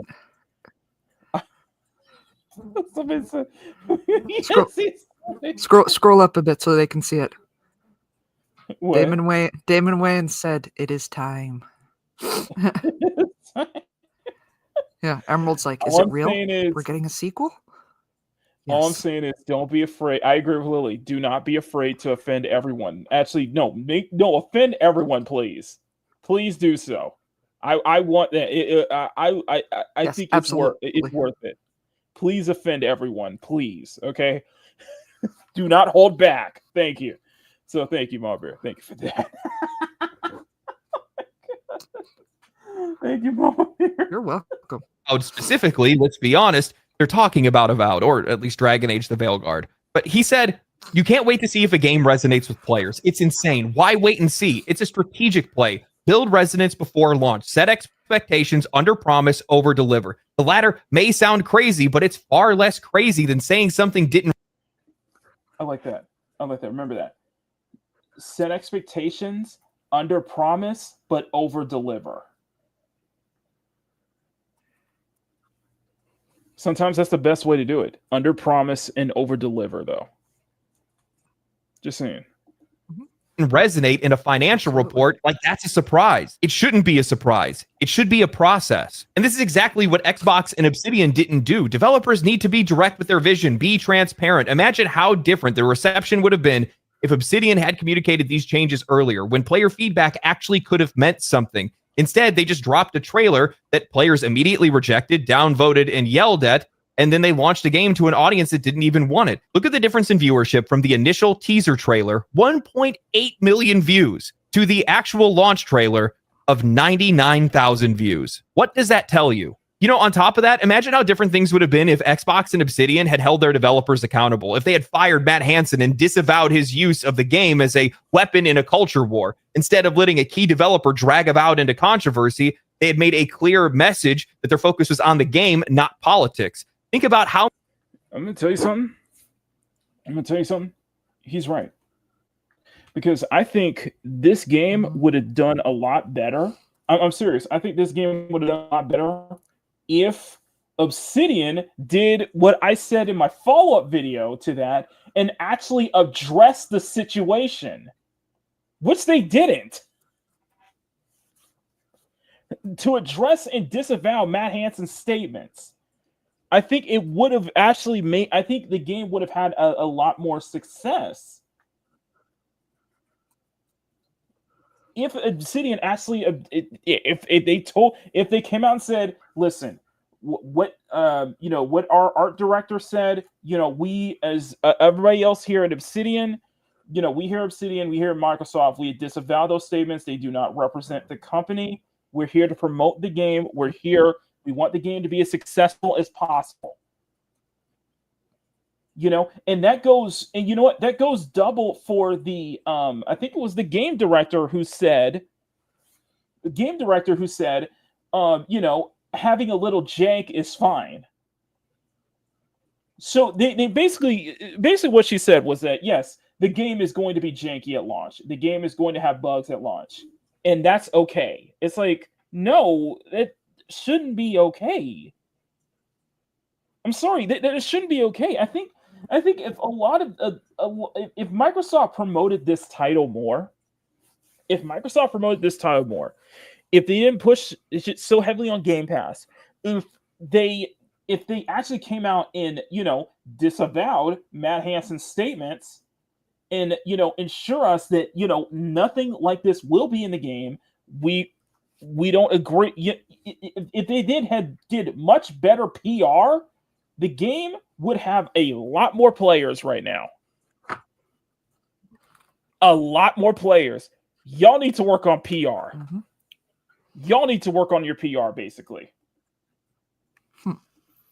How many players would have rallied behind the game out of respect? How can they not see these easy layups here? You need transparency and you need respect to build trust with your audience. Xbox and Obsidian. Say that again? Sorry.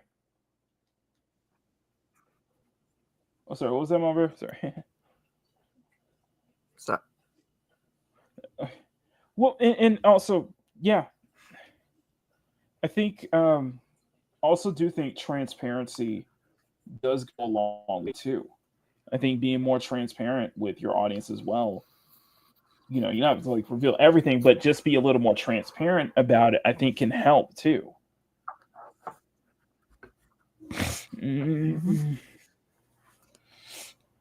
PR, make a fun and functional game, and make it a functional game. Exactly. Make it fun first. Had neither. I don't understand how these companies think that they can continue to be successful while excluding their audience and remaining silent.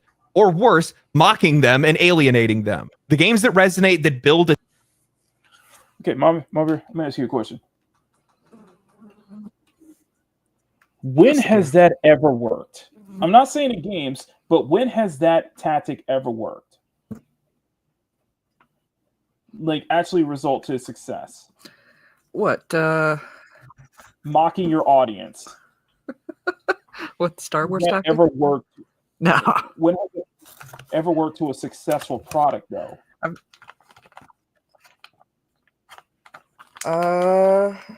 Let's see. Let's break down the list. Star Wars. No. No. They're struggling. Even with their Disney No. Plus releases, they're struggling now. Doctor Who, when they switched to Jodie. Yeah, that didn't work. No. That was a disaster. They had low ratings.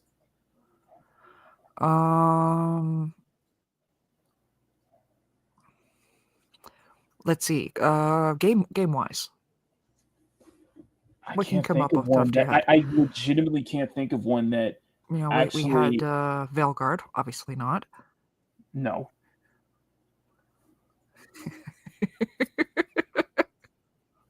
Let's not forget with TV shows.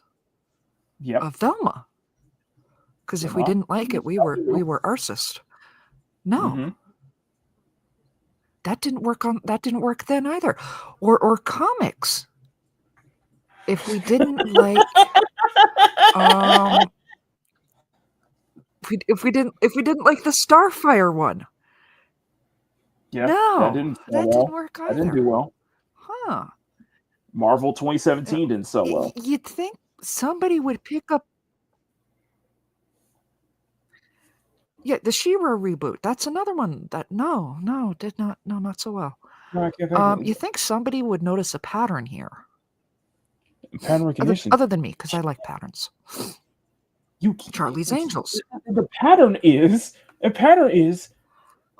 you know, regardless of the how good or bad regardless of the quality of the product, one thing you don't do is antagonize your potential customers, people who are actually willing to buy your product.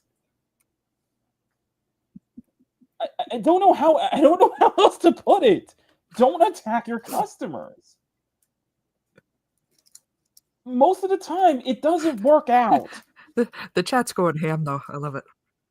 It doesn't work out. Never worked out. Never. It never works out, guys. You can't do. It's like at some point you got to understand the memo. Yes. Can customers be harsh? Can fan base be harsh? Yes. Can fan base be toxic? Yes. Yes. Yes, they can be. Oh, Power's got a great one. Hold on. Power's got a great one. What's that? When Teen Titans Go did the reboot with Thundercats Roar. Oh yeah, when they and Little One and I actually sat down and watched the first 5 minutes of it. Oh, well, you have the original voice for Lion-O. That's the original voice for Lion-O saying that people have terrible. The fan base has crappy opinions. I'm like, screw you. Screw you. I legit. No, and this is the honest factor. They can turn around and say what they want. It got like part of Thundercats War got recorded right after something else. I had recorded something before that, so I got like 5-10 minutes of it, whatever. And so we sat down and we watched like maybe 5 minutes, maybe. Mm-hmm. I got to the point where Lionel was holding a hairdryer, and I'm like, I can't watch this anymore. And I proceeded to show her what the original Thundercats, and it was night and day. She's like, we need to watch more of this. That was awful. She actually went. She went on a rant for a while of Lion-O doesn't have a hairdryer. It was friggin' adorable, and I was so proud. No, it never works. It never really does work. Going against, I don't care. Nope. Listen, like I said, yes, people have. Yes, fandoms can be toxic. Yes, they can be. Yes, we can be as fans. We can be toxic, is whatever you want to say. Yes, we can be harsh. Yes, we can be cruel. Yeah, fandoms can be toxic. Most people don't condone that. Most people don't condone that. Regular people do not condone that. However, what we're seeing is you're misconstruing actual criticism, actual legitimate criticism, as cruelty, as hate, and such like that. It's like, and more often than not, it's the developers it is the people who are making the product who are attacking the customers first. Attacking first, and then, most of the time, a lot of these customers are just are basically just responding like, no, we're not going to put up with that.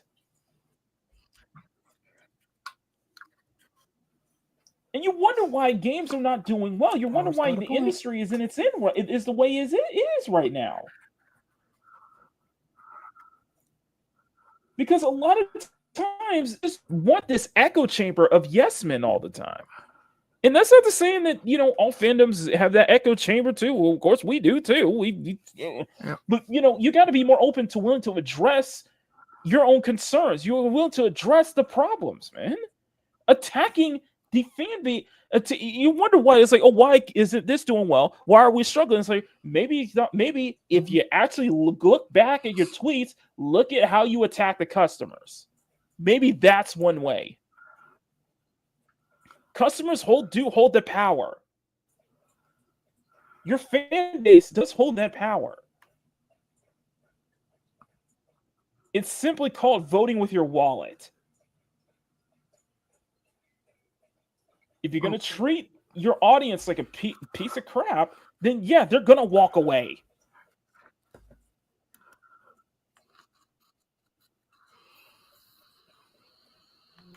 Like this, the way I see this, Malbear, the way I see this, and I will go back to the video. The way I see this is that they so bad want that, like I said, they want this to be an exclusive club where you're not invited. But you can't thrive in this post-customer mindset mentality. You can't thrive. I'm sorry, you can't. Because this is a business. This is a product. I know people could probably say, appeal to investors and such like that, but even then, this isn't this. I don't understand this mindset. I really do not understand this mindset. It's hard to get a new customer while then trying to keep the old ones. Like, you can keep your old customers, man. And you can know what? keep your old Power audience. You can keep your fan base. Sorry, go ahead.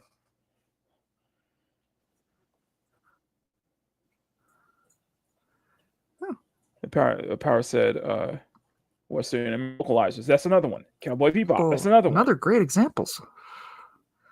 There's the too Cowboy many Bebop, examples. actress. Yes. I ain't playing And that. no, and I feel bad over the fact that I did not think about this. Frost.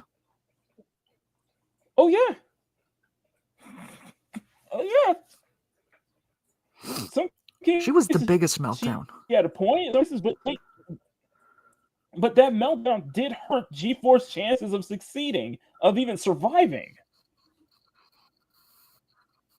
Because people are turned off by that. And the same thing goes with Avowed. It's like your game is not going to have the big success that you wanted if you don't keep.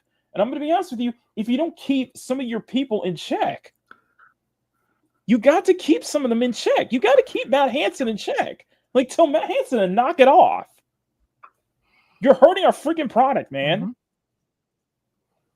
Like, the same thing was like, you guys got to have a better PR team about this who ain't going to crap on the customers. When you're trying to sell it to, and then those are the customers who you're trying to sell your product to. I'm so sick of this. I'm just really sick of this mentality. They're thinking that you're better than the customers. You're thinking you're better than the people who's supposed to be buying your product from.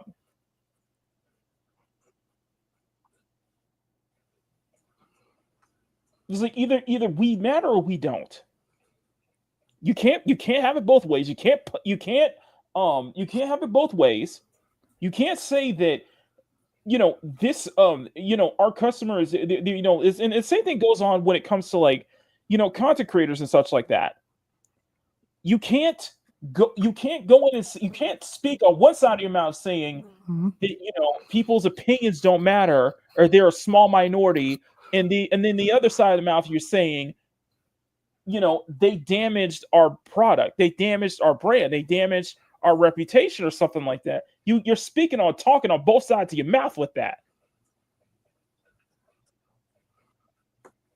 You get what I'm saying? You can't say that the people who have the criticisms, who have those general criticisms, they are such minuscule, they don't matter, and yet they do matter because they affect your they affect your product, affect what you're working on, affect what you're trying to promote. And I see that same mindset. You can't say that you can't say that it's only a small minute of actual a small minute of criticisms that don't matter and at the same time saying that, trying to play this like, oh, this game is successful, F the haters and such like that. Like, when it's clearly not. Whew, we got 22 people watching right now. Holy crap. Guys, quick plug. Please smack that like button, make it jiggle, guys. Especially sound off if you guys getting what I'm saying.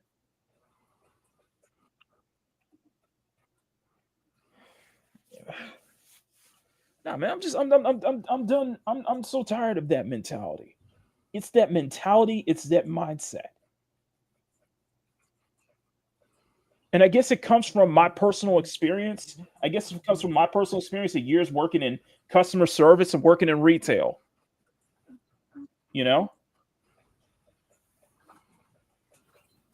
And a lot of it, and I know that other side are saying a lot of this is very much ideologically driven. It's like, both. I agree. A lot of the developers have a lot of the developers that we see here have a very anti-capitalist mindset. And I'm sorry, but you're selling a product. It's a business. That doesn't change, man.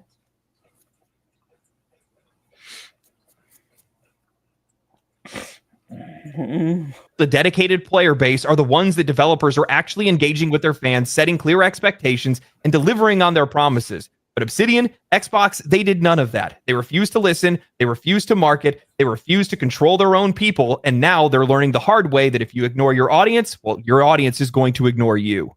Also, I want to bring this up. Another thing up. People could probably use that excuse, but Obsidian is a niche, like AA developer.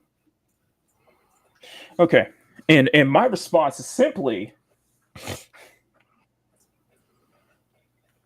that applies to not only the AAA publishers, that also applies to the indie and small publishers. I already did a video covering an indie publisher, an indie developer who basically just doomed their game for failure because they want to make this have this puritanical stance on modding, and that was Code Violet. A lot of indie developers, a lot of the more independent developers, they have to make this game on their own with their own budget. They don't have a backing of a big publisher or anything like that. So damn well that they're going to be more appreciative of the people who buy their product, people who actually buy and play their game.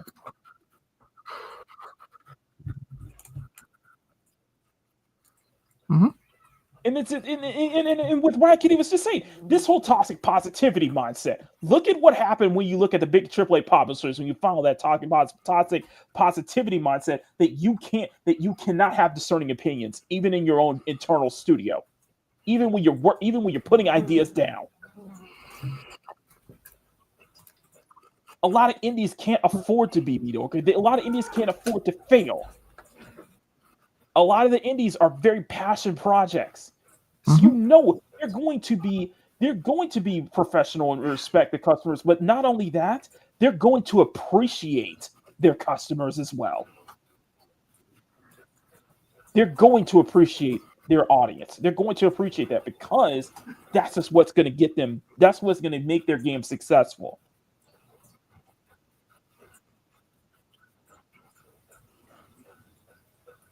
And I can use Kingdom Come Deliverance, and yes, you can use Kingdom Come Deliverance 2 as an example. The game is successful.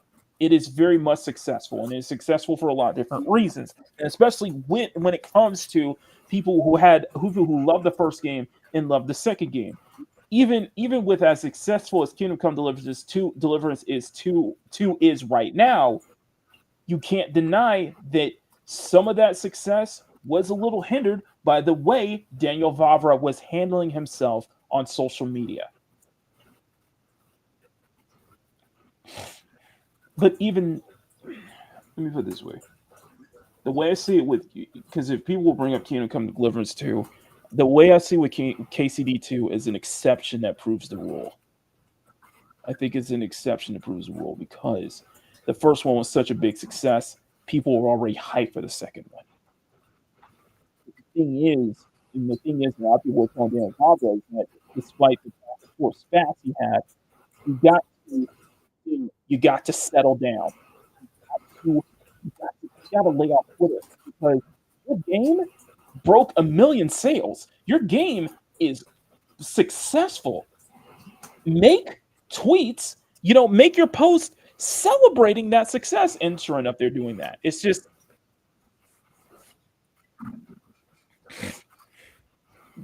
guys, come on. You get what I'm saying, right? I don't know how clear I can make it. I don't know how any more clear I can bring this up.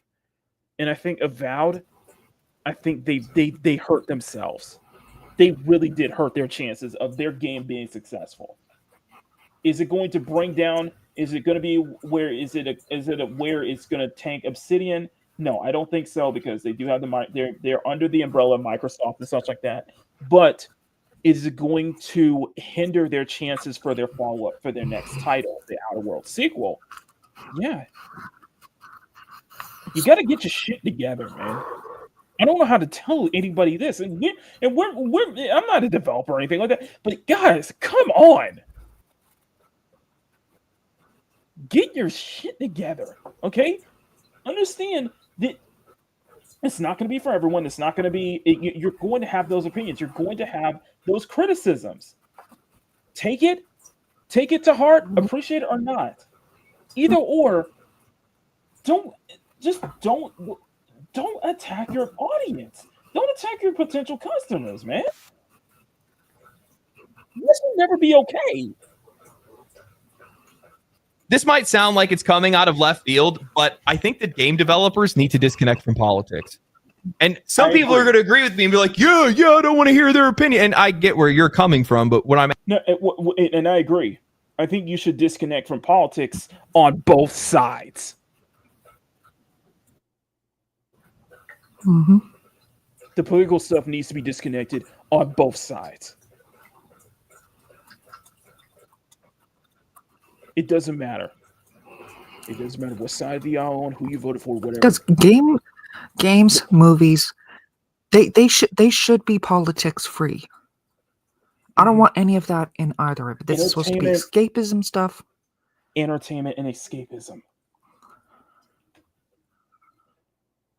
But that's not. But what we're getting is people who are. What we're getting is creators and developers and people who are making these products shrugging off their customer base because they voted for one side of the aisle, because of their own personal politics. Yep. Just never forget that Michael Jordan quote: "Even Republicans buy sneakers."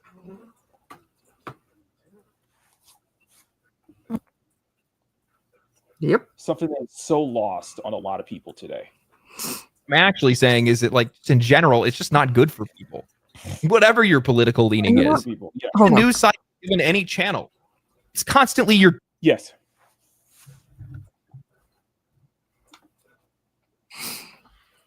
Hold on. Yeah, go ahead. I'm going to say something, and it is going to be a mind-blowing idea. Go for it. Especially when it comes to this. I know we don't normally talk politics. This is as close as we're going to get. Because I understand there's always, when you talk this stuff, I will. Hear me out. You know I generally don't. Yeah. Because there's always this Democrat, Republican, liberal. I can't keep it straight with Americans. And you know why? Because we can't because keep I'm it straight Canadian. with ourselves. America is just one country in the whole friggin' world. Y'all are not the center of the goddamn universe. Stop acting like it. Most of us can't keep your politics straight because you keep switching up the names of what your political parties are. This one's the donkey. This one's the elephant. This one's the kangaroo. This one's... No. Y'all aren't the center of the universe.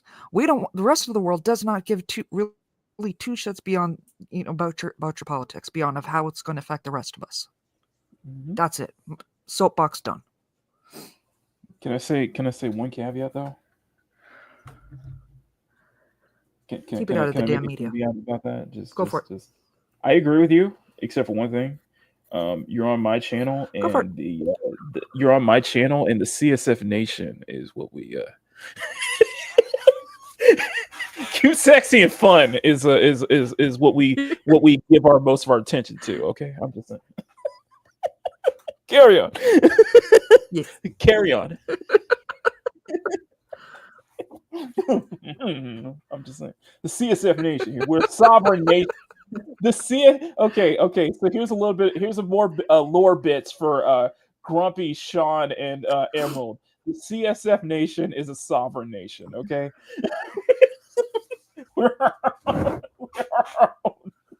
our own island. I think we're an island. I think we're just like a peninsula or like a series of continent. Okay. I think that we're at least a continent or something. Okay. I'm just saying. Go ahead. We're doomed. We're back. You're going to be spiraling all of the time if you're constantly dialed into that stuff. That's not healthy. And eventually you're going to feel like the walls are closing in on you, like the world is on fire. Hold on a second. I gotta react to Spenny, 1373. Spenny, sir, sir, the CSF Nation salutes you. You get a salute. We really should create a flag at some point. I know, right? And Sean, yes, Justin Trudeau is actually a liberal. He is the leader of the Liberal Party. We have Liberal, NDP, PC, which is the political conservatives, I think it is, the Bloc Québécois, and the Green Party. That's what we have. Oh, Stunny, we are. Oh, Stunny, this is a dictatorship, by the way. Y'all just don't realize that. I just said that out loud. Oh shoot. Oh, there goes my poll. Anyway. Forget I said that. And in some cases, the world is on fire. But what the fuck are you gonna do about it? You make video games. So then you start putting it into your video games, your opinions, or your beliefs, or the things that you're afraid of, or what you're trying to fight against. And since this industry has a lot of people that share the same opinions, well, all of a sudden, all these games start looking the same, playing the same, sounding the same. They're destroying the relationships with their studios. They're destroying the relationships with their audience. It's just not good for the industry. At least that's my perspective. You're welcome to disagree, but I think it's something that these studios need to route out. Well, I think the controversy had an effect on the game's reception. I think more than anything, it's just the tonal shift and the art change from the first trailer to what the game actually became. Because players came and they were like, I went to the butcher and all they were selling was Wonder Meat. It's just not what players were expecting. It's not what they're excited for. It's not what they're asking for. And I think it's time to realize that Obsidian is not the studio that you think they are. Most people are basing their opinions on Obsidian off of New Vegas or Pillars of Eternity. It's been 7 years since Pillars of Eternity 2. It's been 15 years since Fallout New Vegas. Jesus. Things have changed. Look at their last few games. They're competent, but they're forgettable. Outer Worlds, it had style, but the writing was bad. The world felt static. The RPG mechanics weren't all that good. Grounded was a fine game. You know what? That's a good point. That's a good point. I completely forgot about that point. So he said, remember what he said? Outer Worlds, that was 7 years ago. New Vegas was like, what? When did New Vegas come out? New Vegas. Okay, so it's 2025. 15 years ago. Fallout New Vegas was 15 years ago. And the same can be said for BioWare. Because, because one of the most common things about Dragon Age: The Veilguard was people were saying that, this is a return to form for BioWare. And it's like, you do realize that Mass Effect 2 and 3 were like over a decade ago, if not even almost 2 decades ago. Like Mass Effect 3 was like a decade ago. Mass Effect 2 was nearly 2 decades ago.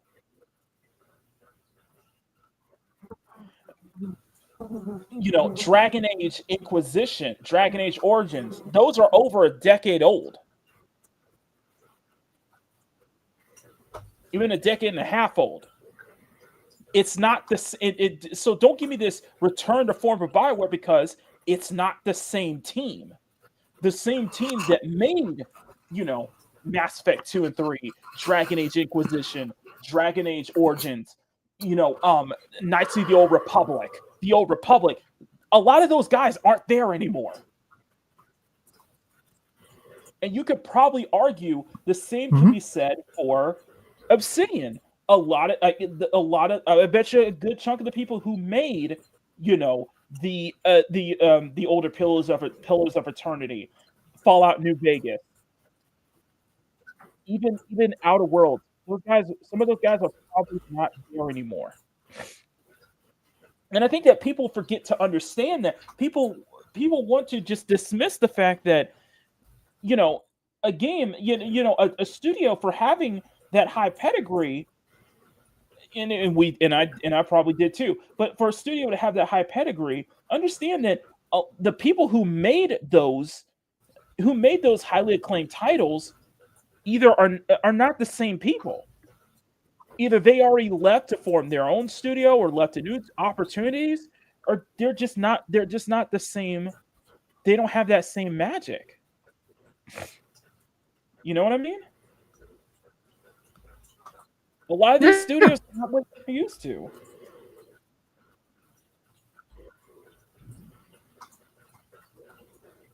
You can look at it. You can look at an entertainment space. You can look at an entertainment space as well. It's like, you know, probably your favorite. I bet everybody probably has that favorite actor that they love their stuff back then, but they're just not as good as they used to be. I can say the same for artists and musicians as well. That you may have an artist that everybody has at least one artist that they adored their music back then, but they listen to what their new stuff is, and they understand that they're just not as good as they used to be. It doesn't hit it as they used to be.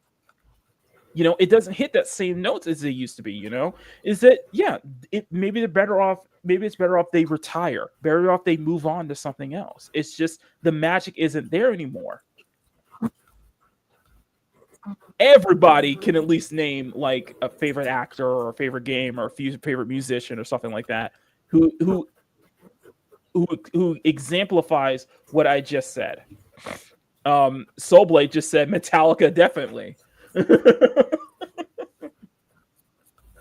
And what I'm saying here regarding to with Avowed and such like that is like, yes, the studio Obsidian, well known for New Vegas, well known for Pillars of Eternity, well known for Outer Worlds, but a lot of those games, you know, that was back then.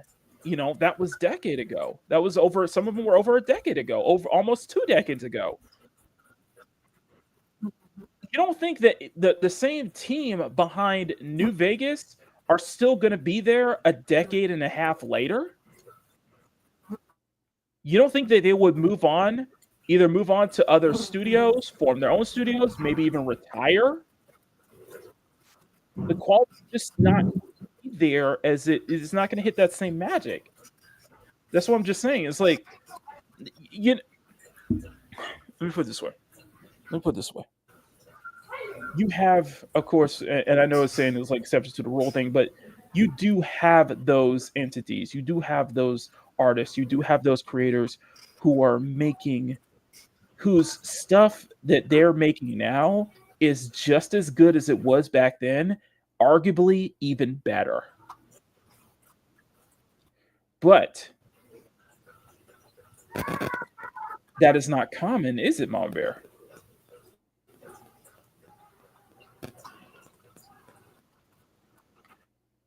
It's not as common. That doesn't happen that often, does it?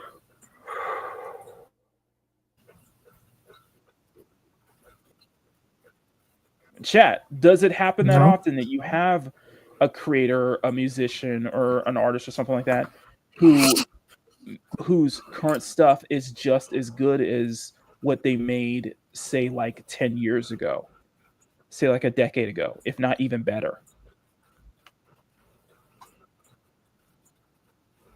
Those are kind of few and far in between, to be honest with you.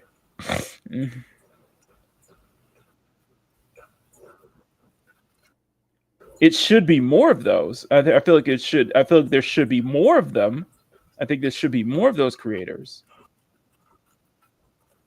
But it's not it. But it is. It doesn't happen that often.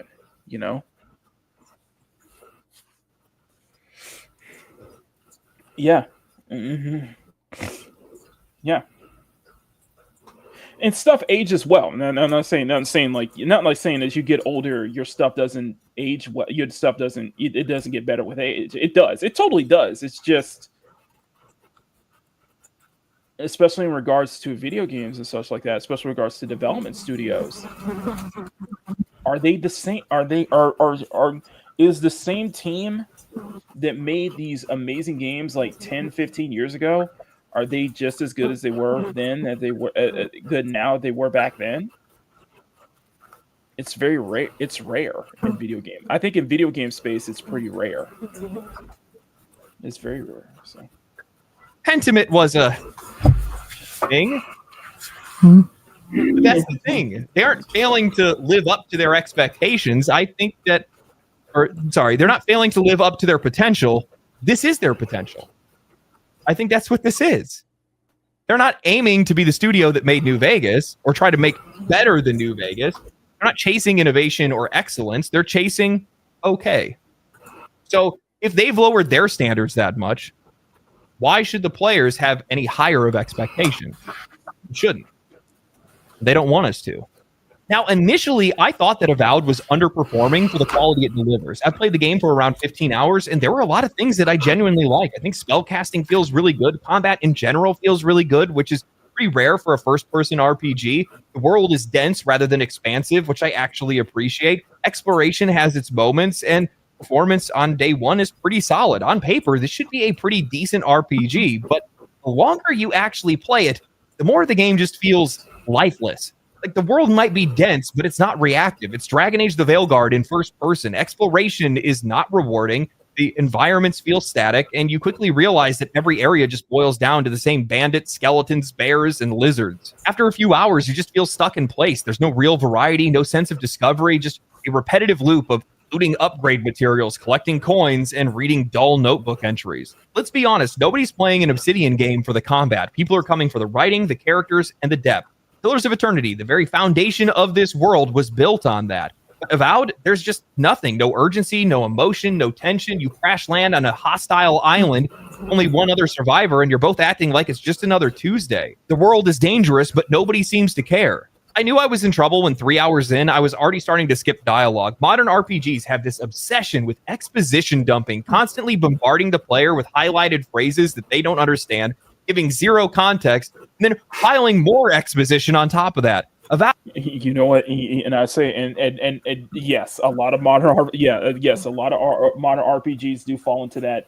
A lot of RPGs do fall into that pit trap of exposition dumping, and especially even with gacha games that I play, they do fall into that same trap of exposition dumping.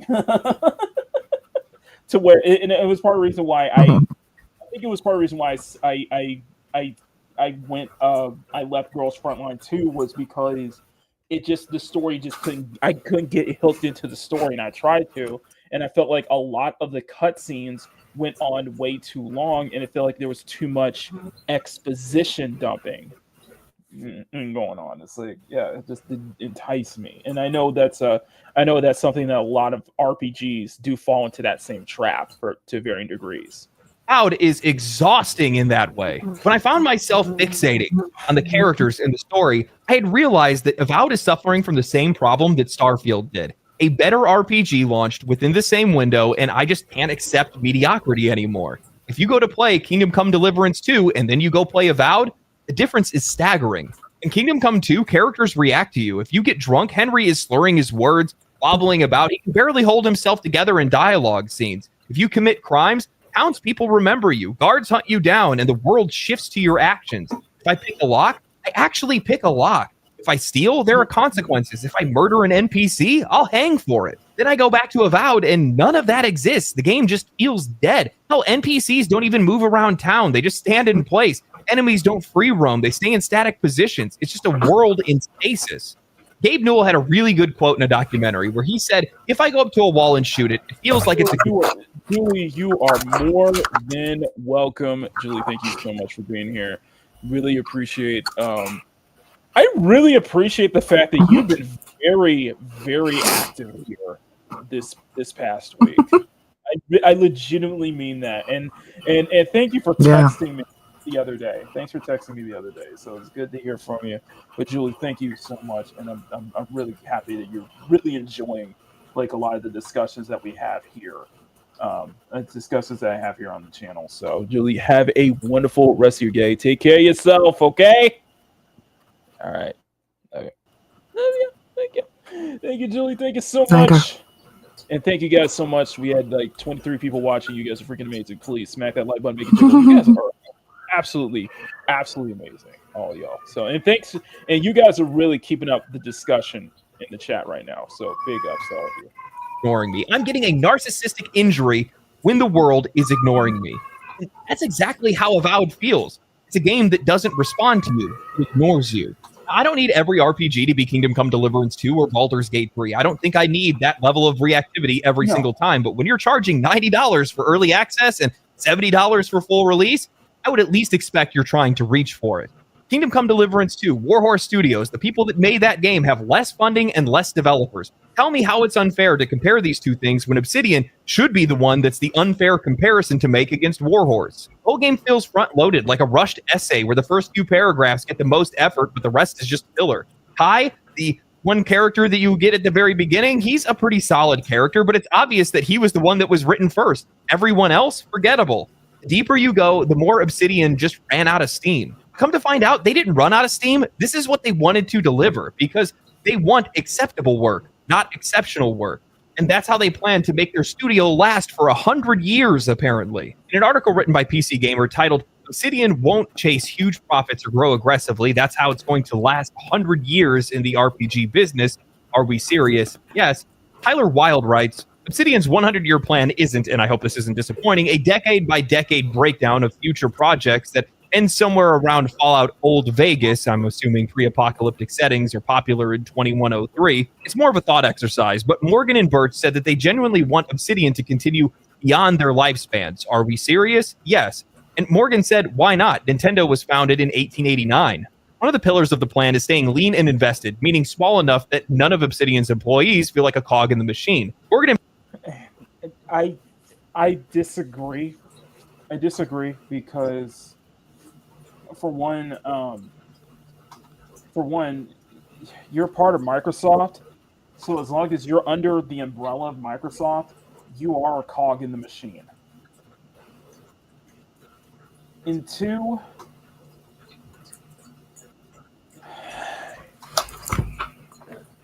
I don't think the reference to Nintendo is a good analogy, in my humble opinion. I'm just saying because, you know, Nintendo was founded in the 80s, and that was a different time, you know? And keep in mind, Shogun is a small development, and Nintendo is, Nintendo is responsible for basically recovering the industry after the video game crash. It was Nintendo who came back. It was Nintendo who basically got back on track then. Years old, a Centennial. What is Nintendo? That is a good question. When is Nintendo's Centennial? What is the Centennial? Oh, Nintendo didn't celebrate its 100th anniversary, so it doesn't have the centennial date. It was founded in 1889. Wait, really? Yeah. Really? Nintendo has been around for 135 years. Holy! I did not realize that. Yeah, Legit. yeah. Holy crap! Yeah, I'm looking at this. This is apparently from a Star Fox developer said Nintendo didn't really celebrate its 100th anniversary. Why did Nintendo celebrate the 100th anniversary in 1989? I guess people didn't want to take attention to focus on non-video game things related. And yeah, I guess it was probably before the NES. I did not realize that. I did not know that. Yeah, I think that actually may be before the NES. I did not know that because I know they're opening a museum. They already opened a museum, a huge museum in Japan. But yeah, oh my goodness. September 23rd, 1889. In Kyoto, It's Japan. it's one of those mind-blowing things. That is mind-blowing. Holy crap. It's been around for 325 years. It made handmade Hanafuda playing cards. Oh, okay. 1974 acquired the rights to distribute the Magnavox Odyssey in Japan, released its first arcade game in 75, 77, distributed its first console, the Color TV game. So yeah, that was 75. So that was at least a decade before the original NES. I did not realize that. Damn. I had no idea. My goodness. So 1889. 135 years. Holy shit. Well, yeah. What I was going to say is 136 years old. Yeah, it's old. Jesus Christ. No, what I was going to say was I don't think Nintendo is a good analogy because, it was a different time. That was a different time. The technology was, technology back in the 80s, it's not like what it is now. Especially when the first video game crash happened. So I don't think that's a good analogy in my humble opinion. And Burt said in recent years they had considered opening multiple international studios, but they decided to partner with existing studios rather than weakening Obsidian's culture by getting too big. Leanness can also refer to Obsidian's games. It doesn't aim for unprecedented scale or the most advanced graphics. And before greenlighting a game, Birch and the studio spent a lot of time determining how much to invest on a project with the assumption that it will be a mild success, not a smash hit. Now, I'll be honest, on the surface, this sounds like a smart, sustainable approach. It's actually what I've been asking a lot of these studios. It does. It genuinely does. Focus on small titles, not, focus on small titles, not like big blockbusters and such like that. And that's how it's going to be ongoing. And on paper, that sounds like a good idea.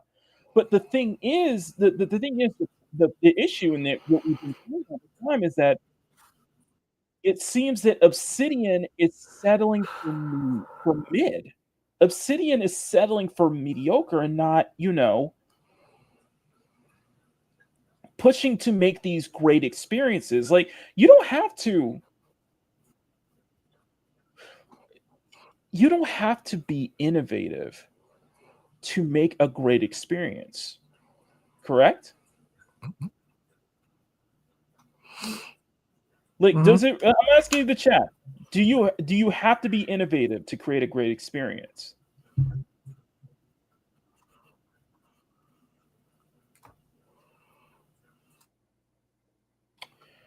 I think it's a quality issue. I legitimately think it's a quality issue, and I think it's settling down. It's settling down for, the bare minimum. I hate saying it, mediocre. It's settling down for mediocrity. When Obsidian, when you have when you have a studio that has such a pedigree, that settling for mid is just, that's going to be disappointing to some people when you have a history. So on paper, this isn't a bad. It's not a bad idea. It's on paper. It's just the problem is that you can still continue to create small double A. What's again? Oh, excuse me. Oh, Bless you. thank you. Bless you. I know we're going on. I know this topic is going on long, but the point I'm saying is, the point I'm trying to say is that on paper, this is a great idea. On paper, I think this is a good idea. Go small. Make a small budget titles. Make small budget titles. Make small, but don't shorten yourself on quality though. Just because you want to sell yourself on making small double A, budget titles,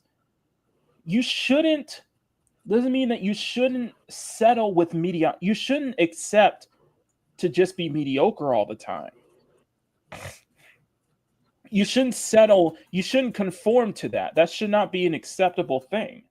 Going mid should not be an acceptable mindset to have. Like, focus on making a good title. Focus on making a good experience. Making a good experience, making a great experience, even regardless of the budget, regardless of size. You shouldn't accept mid. I just don't think you should accept just being middling should be a bar to raise for. Because you're giving yourself low expectations when your audience expects higher. And I think what it needs, and I think what Obsidian should have done was see that maybe this game felt undercooked, in my humble opinion. I looked at this title and I thought it felt undercooked in some way, shape, or form. Like it needed more time to develop. It needed more time in the oven. And I said that last week. And I think that what Obsidian should have done was take some cues, take a look at how Baldur's Gate 3 and how even Kingdom Come Deliverance 2, take a look at kind of those aspects that makes those games really successful, really gel well with their audiences, and really become high quality experiences. Maybe take another, I would say maybe take another couple months to let's fine tune this. Some of this feels undercooked. Some of this feels like take risk. Maybe go and take some more risk.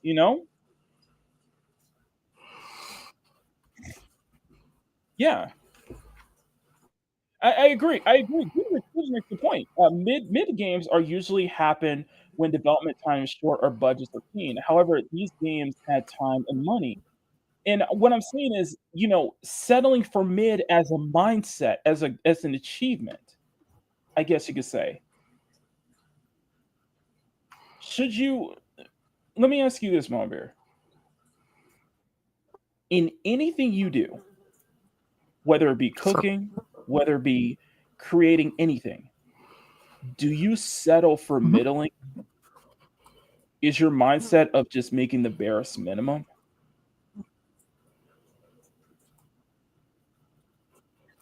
Nope. Mild should never be. Thank you. Memes perfect. That's the perfect. No, generally not. Mild should not be a mindset. Mid should not be a mindset. especially when you're making a product, especially when you're putting, especially when you have a budget, or dev time. Middling should not be a mindset. I think you should go. You should, go for make a legit good game, because a lot of people here just want good games. They want good experiences. It doesn't matter if it's like as what Goodrich said earlier. Baldur's Gate 3 copied some elements from, say, like Dragon Age Origins and such like that, and yet it's still a great game.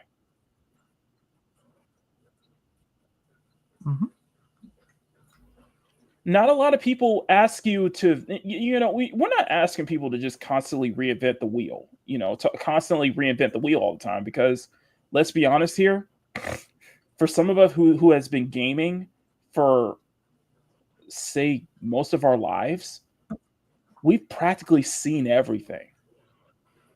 Like same thing goes with graphics.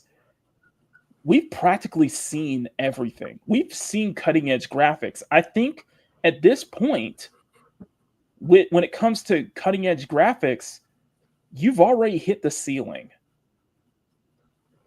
It's just people are just not impressed with graphics as much as they used to. It's the same thing we say with it's the same thing with how Mama Bear feels when it comes to games that have a much more realistic angle. It's too much into the uncanny valley, and and going for realism can at times date your experience too. Can make your games feel dated. Can make your graphics feel dated. Whereas going for an art style, say it again. Sorry. It's off-putting. It's off-putting. Whereas if you set yourself to have an art style, you increase your chance of your game of your game actually aging better, aging well. You know what I mean? It could end up being timeless too. Neo J makes a good point. I think it's a hot take, but I think there's some truth to that nugget. Is that games were definitely better when they had some games back then were better when they had hardware limitations.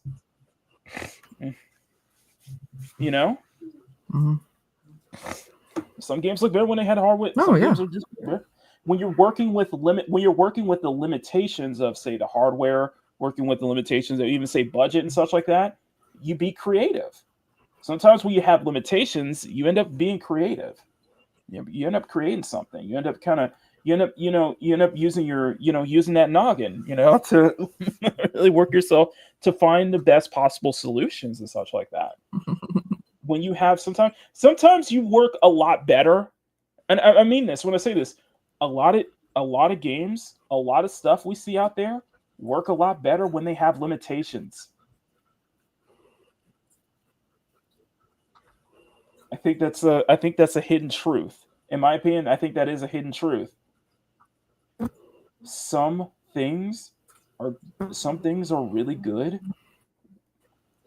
when there's limitations on them. Yeah.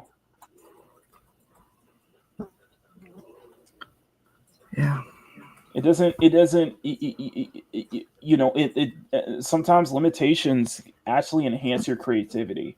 I'm not saying like all the time. I'm just saying it's sometimes there are moments where having those limitations actually makes you more creative, because you're working within the parameters. You're working within a limit. You're working with the limit. You're working within parameters. You're working within even some restrictions. Sometimes it causes you to think more. It can really do cause you to think. It can cause you to start to think outside the box. You can end up thinking outside the box once in a while when you have limitations placed on you. You know, just I'm not saying I advocate for that. I'm just saying, you sometimes limitations can come out with a better product. I'm not saying censorship. I'm saying limitations, like hardware limitations, like budget limitations and such like that. To do stay lean and keep expectations in check and not sink into the same trap as other studios that are overextending themselves with bloated budgets and impossible sales targets. In an industry where companies are collapsing left and right, Obsidian's strategy makes sense. But then you get to the part where they assume that every game will be a mild success. And that's where everything starts to click into place. This is why Avowed feels so lifeless, because it was never designed to be anything more than good enough. The writing, the world, the mechanics all feel like they were built to be serviceable, not groundbreaking. And you can see that pretty much across the game. Obsidian isn't trying to push boundaries. They aren't trying to make the next great RPG. They're trying to make a functional, decent game that checks enough boxes to be playable, enjoyable, and forgettable. But from my perspective, I'm going to replay what he just said. Listen closely. I'm going to replay what he just said. Considered opening multiple international studios that are overextending themselves with bloated budgets and impossible sales targets. In an industry where companies are collapsing left and right, Obsidian's strategy makes sense. But then you get to the part where they assume that every game will be a mild success. And that's where everything starts to click into place. This is why Avowed feels so lifeless, because it was never designed to be anything more than good enough. The writing, the world, the mechanics all feel like they were built to be serviceable, not groundbreaking. And you can see that pretty much across the game. Obsidian isn't trying to push boundaries. They aren't trying to make the next great RPG. They're trying to make a functional, decent game that checks enough boxes to be playable, enjoyable, and forgettable. But from my perspective, that's not Forcing cuts off bad elements, now studios can put everything good and bad. Exactly. Goodrich is a great point. That is a great point there. And the reason I wanted to play what Legendary Drops just said there, I wanted to play that because, yes, settling for middling can make, settling for middling and have that mindset of middling goes, you can make something that is serviceable. You can make something that isn't. You can make something that is serviceable. You can make it enjoyable, but you can also make it forgettable.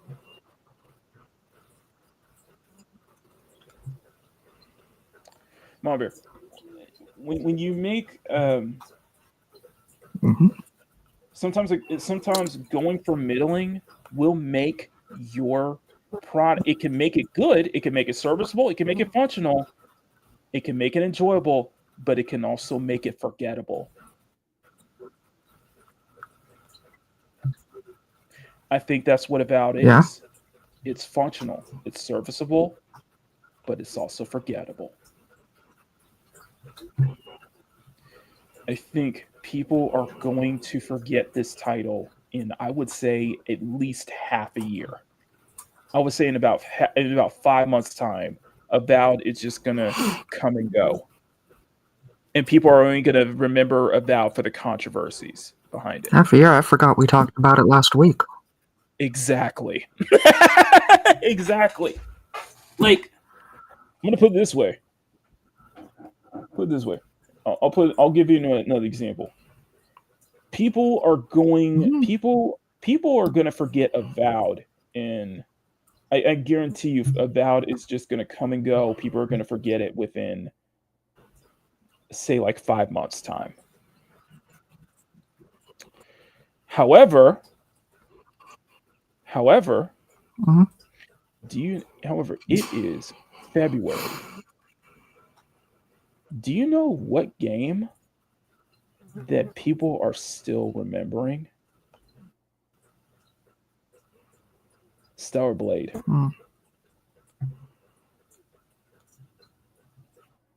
People have not forgotten Stellar Blade, have they? Nice. No, people still have not forgotten Stellar I know Blade. you're like super excited for it. Yeah. Nope. Because that game came out. Honestly, I think that game.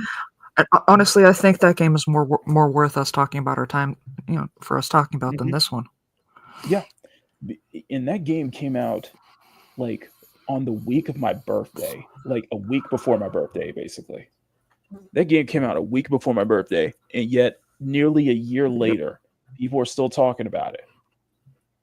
You know, people are still talking about Power World. People are still bringing up Power World for better or worse because of lawsuits and stuff like that. People are bringing up Baldur's Gate 3. People are still talking about Baldur's Gate 3. It's not forgettable. You know, a lot of these games, you know, people are still talking about Balatro. People are still talking about a lot of these amazing games that didn't become forgettable.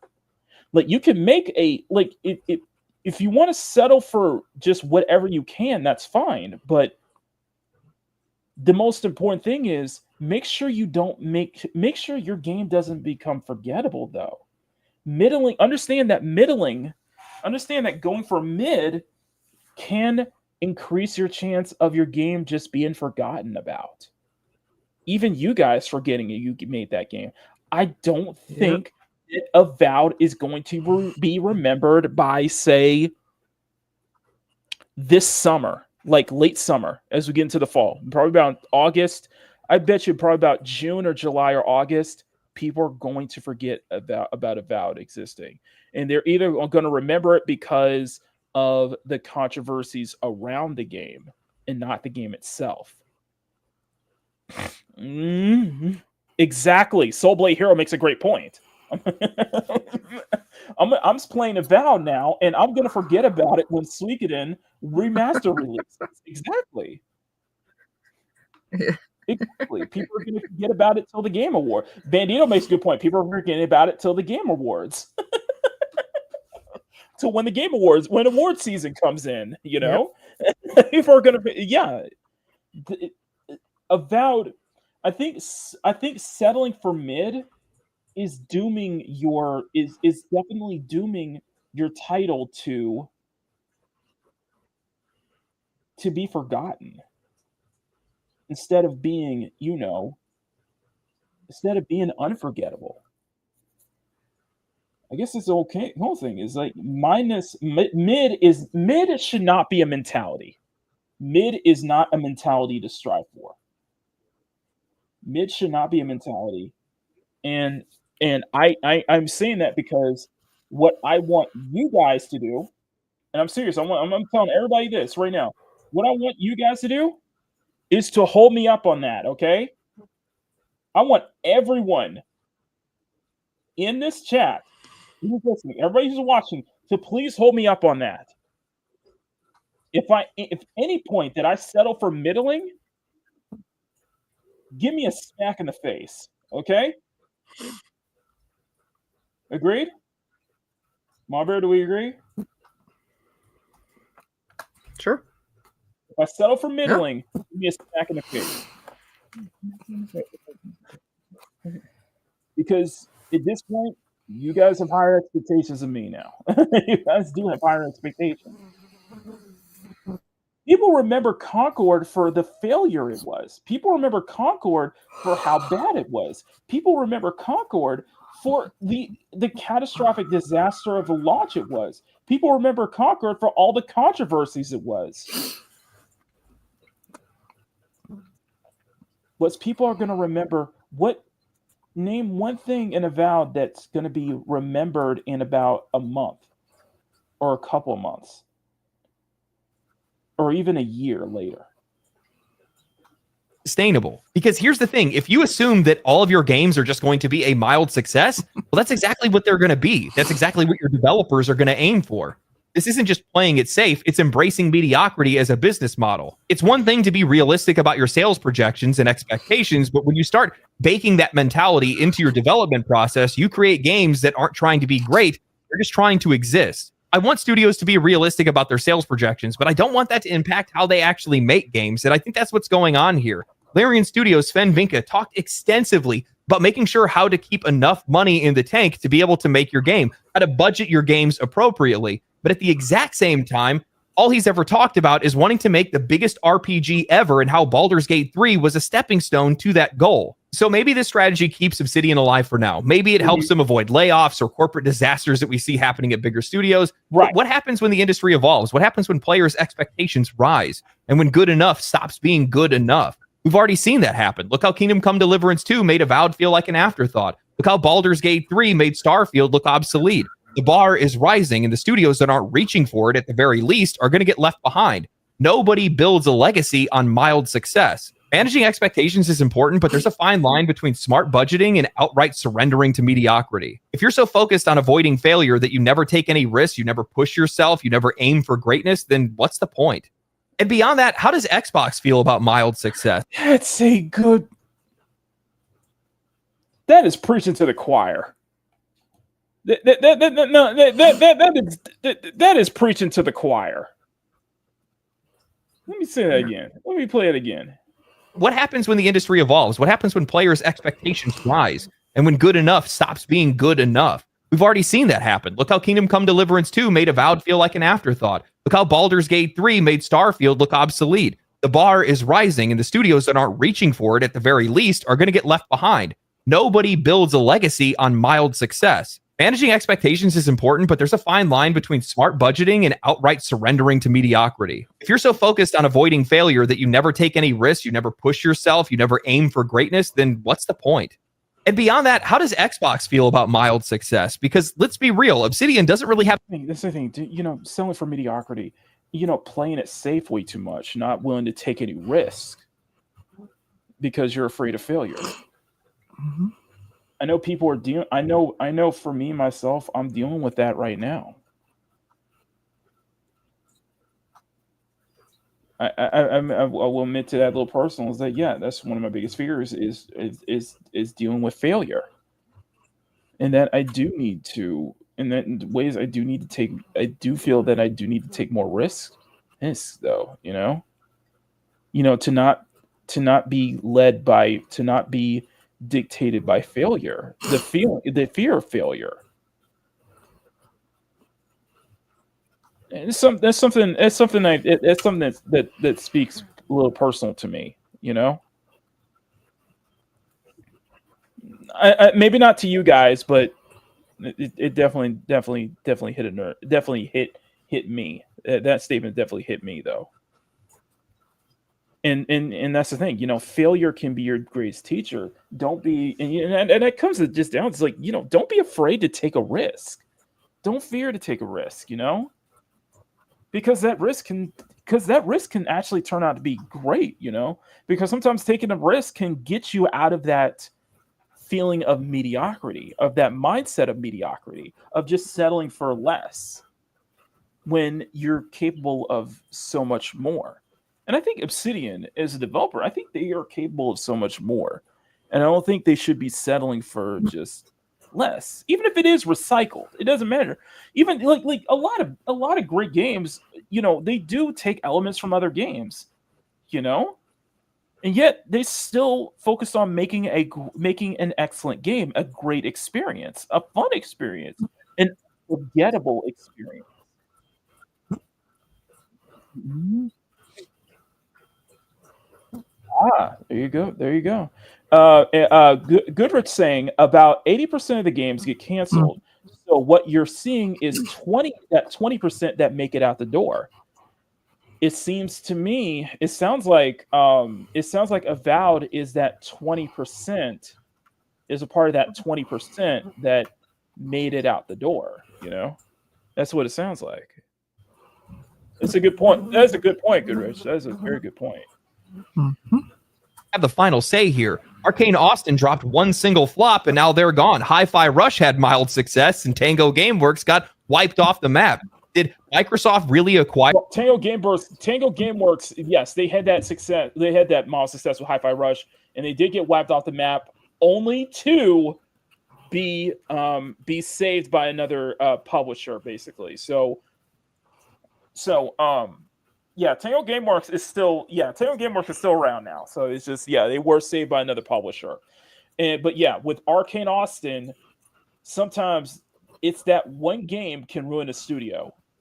and we've had multiple. And you guys can list off. I know you guys can list off titles where one title can cause a studio to close down. One title, and for some studios that did close down, that was their only title. I think there is very common with that. So if you guys can think of games where a studio that only had one title out and it failed and it caused their studio to close down, Concord is a shining example. Yeah. Because Concord was Firewalk Studios' one and only title, and it became so bad that they shut down. Saints Row reboot. One title can destroy a studio. Hire Obsidian just for them to be comfortably average? Of course they didn't. How do you think Microsoft shareholders will respond? Exactly. And Goodrich, and the thing is, and that's another thing that Goodrich makes a point. Even when you make a good game, your studio can still go under. Exactly. You don't get a new deal immediately, or slush fund like Insomniac. Exactly.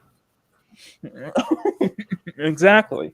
Even even the studios that can make, and that's the sad point, is that even when studios make good titles, they can still go under. Yeah. Yeah, it is it definitely, it's the industry is definitely it's definitely not for the faint of heart. Definitely not for the faint of heart. It's definitely a dog world too. To mild success when it turns into consistently underwhelming results. Because here's the reality. Mild success isn't stability. It's a slow death march towards irrelevance. I realize I'm going to have some detractors because some people really like the game. And do you know what? That's great. By the way, this isn't a video smearing the game. This is just a video that is saying, hey, there's obviously a problem here. We need to discuss this because that's how these studios can stick around longer. I doubt. And Legendary makes a good point. It's like mild success can also be seen as a slow death march too, especially if that's what you're just aiming for with title after title after title of just having that middling success. That can be a slow death march to an early grave too. It's just something to think about. Yeah. Out that a lot of people want Obsidian to close. I want Obsidian to stick around, but yeah, let's take a minute. Let's think about it. Let's have a thought experiment. You know that they're based in Irvine, California. They have over 300 developers. I'm going to take a wild guess and say they probably spent $100 million making the game. Maybe a little bit more, maybe a little bit less. I'm probably pretty close, though. We know that they have sold, or at least they've had less than 1/4 of the concurrent players of Dragon Age the Veilguard on Steam. So Dragon Age the Veilguard sold 1.5 billion copies. So we'll take a wild guess and say they're probably right around about 400,000 copies sold. You take out Steam's 30%. Also think about the fact that it's being played on Game Pass. And you're looking at a game that likely made around $20 million. I don't know how much they subsidize for Game Pass or how long they give these games until they need to be profitable. But I'm going to take a wild guess and say that's not going to work. And keep in mind, Outer Wilds did sell 5 million copies. Yes, but it took them 4 years to get there. Oh, yeah. And also, at the same time, even though that game was on Game Pass, well, Game Pass wasn't as big then. Xbox hadn't spent $70 billion acquiring Activision Blizzard. Xbox isn't also dealing with the issue that Call of Duty is losing relevance at a wild rate. It is crazy. You guys need to go look at that stuff. I need to make a video on that. So that's a lot of money they're hemorrhaging over there right now. I just don't see this being Activision. I just don't see this working in the Activision. That's a good point. Activision Blizzard is in trouble right now, especially Call of Duty. In trouble right now. Long run. It's going to be too hard for them to justify if they keep costing them money. Because imagine if you're always aiming for mild success and then you miss. That's not good, man. That's not good. You know, I like hearing studios that are trying to be responsible, that are trying to budget themselves the right way. But I think the problem is that sometimes you can get too caught up in that, and then you're not giving your developers the freedom that they need. I should have brought this up, and I just had it pop into my mind right now. And the director of Obsidian was one of the same people that jumped forward and was talking about how Baldur's Gate 3 is an anomaly, you know, way back when they had that big drama, and how they don't really have a lot of autonomy because they don't have a lot of choice what they can do with their games because of money. And saying that that's why Baldur's Gate 3 succeeded is because they got to put their money in the right places and stuff like that, which leads me to believe that they don't really have all that much control over their game or over the creative freedom of the games that they're making, which would lead to a lot of issues. That's the conclusion that I'm coming to at the very least. Then that's true, and that's true. And the thing, that, and I think that bothers me because I know we've joked about Baldur's Gate 3, and I keep bringing it up, but it feels like Baldur's Gate 3 has set the bar for. The reason why I give Baldur's Gate 3 so much praise is because it did set the bar for Western RPGs at this point. It did set that bar because take a lot what people said about the whole bear sex and such like that. It's still a great game. It's all that is just part of a great game, part of a great experience, and it's optional and such like that. But the thing is that Baldur's Gate 3 at this point has definitely set that bar for Western RPGs moving forward, that others are going to be compared to that now. And Baldur's Gate 3 and Larian Studios, that's a small studio too. So there's definitely some nuggets of stuff that I do agree with. Is just that, allocating, if it's a budgetary thing, then yeah, putting your money in the right places. Where have we seen that before?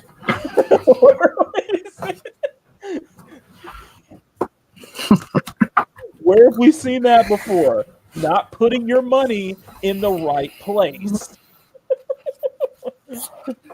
Not spending your budget on what matters, on what the most important things are. Seems way too common now, does it? Yep. Something about it. Anyway, we're gonna go ahead and wrap it up. I did not. I know I was gonna bring up the Marvel Rivals situation. Long story short, there has been a situation. Long story short, the Seattle portion of the Rivals of NetEase's team was laid off last week. That did spark a lot of controversy. But it also sparked up a discussion with the fact that it seemed to be, it was just they wanted to iron things out. They wanted to kind of just iron stuff out with that because that they probably don't need. Because NetEase, because the developer Marvel Rivals is a Chinese developed game, they probably don't need, support studios and such like that to keep, especially when most of their stuff is in China, especially with, with the Chinese, it seems that the Chinese video game market is definitely growing more with more of them getting into the premium AAA console space. And that seems to be much better for them now that they don't need a lot of these support studios or something like that. When a lot of it they could probably do internally. It is an interesting discussion about that, and from what I see it personally is I think it's more and more of China. I guess the Chinese South Korean market is really, the Eastern market is starting to take over more. I think that's a sign. I think that legitimately is going to be. I think this is going to be a legit litmus test that the Eastern market is doing. The Eastern market is making so many headways now that the West really does have to nut up or shut up now. The West really does. Because let's be honest here. How many Western games are you guys looking forward to this year? How many Western titles are you legitimately excited about this year? And how many of the titles that you are excited about came from the East, are coming from the East, honestly? I hate it too. it sucks too because it shouldn't be the case. You know, we should be having like, I think we should be having like Mhm. your Tides of Annihilation from like a Western developer. You should be having, and outside of indies, of course. Like, yeah, of course, outside of indies, but yeah, like, Yeah. the East is, I guess, the East is taking it back. The East wants their domination back. They want it back, and it's not from Japan. It's from China and South Korea. I think we're going to start seeing more of a turn in Japan in Japanese titles too, because I'm starting to think that they're seeing how the success of China and South Korea are doing within the video game market, and they might. I like to think at some point Japan would probably see that and start, course correcting in a way. Like we're seeing that they're not even putting up with the UN. Like they're getting sick of kind of the BS going on like from the UN stuff. And I know especially after the Johnny Somali incident, Japan is definitely going to start cracking down more on when it comes to, tourists acting a fool. Acting a fool and not respecting their country. Look at what's going on with AC Shadows. They ain't playing. They are not happy, and they ain't playing at this point. So that might be that might be some of this stuff might be a shot in the arm. Might be like a fire. Might set a fire under them to Japan to really pick up the pace. But I think what we're seeing with the East is, I think the West really needs to have a fire set under them as well. And I think with the whole thing with the whole situation with Marvel Rivals laying off its a Seattle-based studio, laying off Seattle-based studio might be a bigger sign of just like the Chinese, I guess you could say the Chinese and South Korean markets are not going to rely so heavily on the West to get their games out to the West, to get their games supported in the West. They can pull it off. I may be wrong. We'll have a discussion on that. But anyway, guys, this was Ma Bear. Could you say it was a return to form for Makini Live?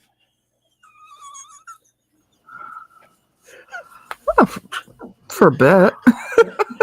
Okay, in the good way. Okay, in a good way, not That Dragon one Age just- way of return to form, but it does feel like an old school Makini Live where I'm actually back drawing again. Little bit. It's just that one video just kept going on and on. I'm pretty sure he repeated himself a few times. I know it. No, I did. I repeated myself too, but it was a good discussion, though.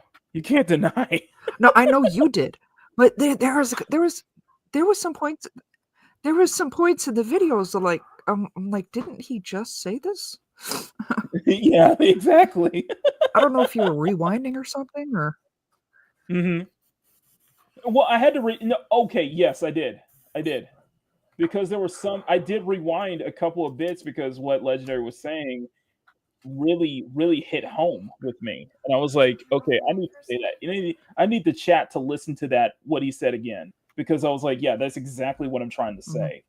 That's what I'm trying to say, basically. So, but anyway, Mama Bear, tell us where they can tell the near 23 people in this chat where they can find you, by the way. Tell them.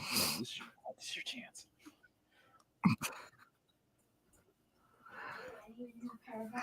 Hello there. You can find my name. I'm Mama Bear. Let's try this again. Hello there. I'm Mama Bear Doll. You can find me here on YouTube at Mama Bear Doll. Quite easy. I'm also on Twitter at Matt's Mama Bear. I'm on the Discord. I am everywhere. And all of the links you can actually find in any of my videos. But you can also find me usually on Mondays, sometimes random other days of the week with the Kingdom of Nerds. Like we went live this past Thursday. And Sometimes I pop up on other live streams. And if you want to see me live, you have to pay. You have to, check out my community tab because I always drop it in there. There you go. There you go. Thank you, Mama Bear. Thank you as always. Now, my turn. Of course, Makini in the morning, Mondays, Wednesdays, and Fridays. Of course, 7 a.m. PST. So be there or be square. The next commentary video will be my response to Daniel Vavra, not Daniel Vavra. God, I forgot what his name. The BioWare developer who was telling everybody, don't criticize the developers, don't criticize all developers. Put your cruelty. Don't be cruel to developers. Only be cruel to the higher ups, the publishers. Yeah, I'm going to make a response video to that. I'm going to make a response video to that. I'm hoping to have that up by maybe Thursday. Maybe I'll aim for Thursday on that one. We're reaching the last week in February. So we're approaching the last week of February. So make sure if you guys have not joined the channel, make sure you do so to get the art drops for January and February, which will include Briannah's design, which I will finalize. I will be finalizing. I will finish Briannah's design this week. I'm going to finish the mindscape this week. And I'm going to finish the extra drawing that I promised this week as well. So, so I'm going to be busy. I'm going to be busy. The sticker, the February sticker, I am so sorry. I have been holding that off, but I will be dropping the penny sticker to the Etsy shop this week. It will be before this month closes, so that will be my February sticker drop, and then we'll need to get started on March. We'll need to do a March stick. We'll need to do a March sticker as well. So check out my Etsy shop as well. Check me out on Twitter and on Newgrounds as well. We're trying to get to I'm trying to get to 500 followers on Twitter, and I'm trying to get to 100 followers on Newgrounds before the end of this year. Of course, subscribe if you have not. If you want to see more art content from Makini, I want to get back to start putting out some more art videos in the future, as well as we are making our charge to 6,000 subscribers before the end of the year. I'm at 3.25. I would love to make it to 4K by May, which is my birthday. So that'll be in 2 months. So I really gotta pump up. I really gotta pump up the content and really make content that really sticks. Like the thing I realized with that first Avowed video is that it really stuck. That's how I was able to make that huge jump from 2K to 3K before the end of last year. So, the videos definitely got to stick. They definitely got to stick with people. What I say is definitely has to stick with people and such like that. And my art has to stick with people and such like that. And these streams, I think, are going to help a long way too. So you guys have been amazing. And of course, as promised, the Evelyn super chat will debut next Sunday. So stay tuned for that. So anyway, guys, you guys have been amazing. Smack that like button, make it jiggle. Smack that subscribe button and make it jiggle.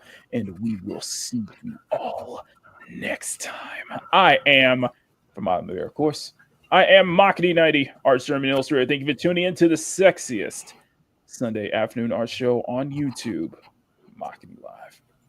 Until then, stay cute, stay sexy, have fun, take care, much love. Never, ever apologize for wanting attractive women in your media, especially in video games. And above all else, never stop drawing. Bye. To everyone in the cute, sexy, and fun nation, thank you from the bottom of our hearts. If you would like to see your name on the screen, join the CSF Nation for Storm Month. You get access to exclusive art drops that Makini drops every 2 months for all CSF Nation members. Again, we would like to thank you for your incredible support. CSF Nation for life. Marietta.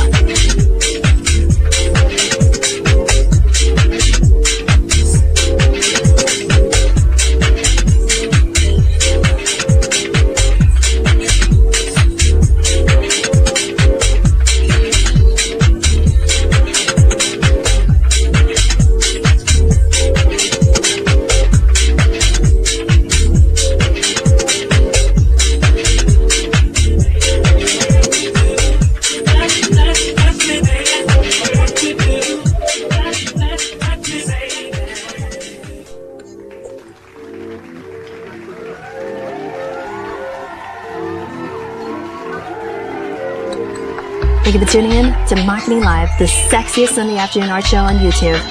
Remember to smack that like button, make it jiggle. And make sure to share the show out to everyone you know so that way we can get more people to watch next Sunday.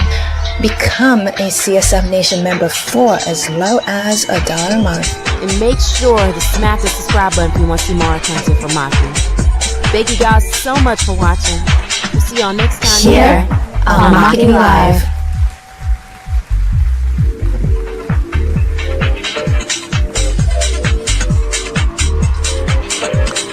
Makini Live is filmed before a live studio audience at Makini Studios in Arcadia Village's North Tower, right here in Pacific City.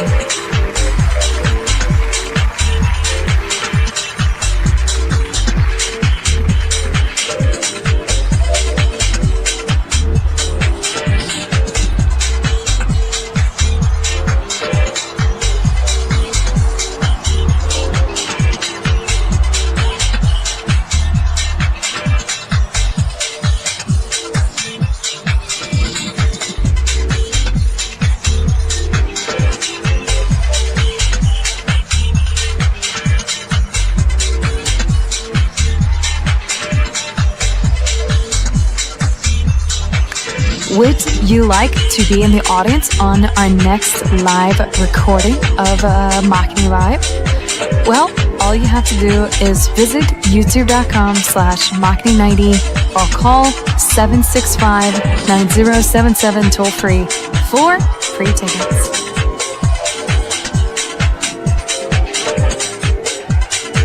Thank you, everyone. Thank you. I am truly blessed. I am truly amazed to be having this opportunity and to be a part of just such an incredible production and just being just supported by so many amazing people. It really means so much to me. Makini Live is produced by Silva 9 Productions with Makini Trans Productions in association with Enista Local Television and Makara Banks Entertainment, and is distributed by CSF Nation Domestic Television Distribution. Arigato.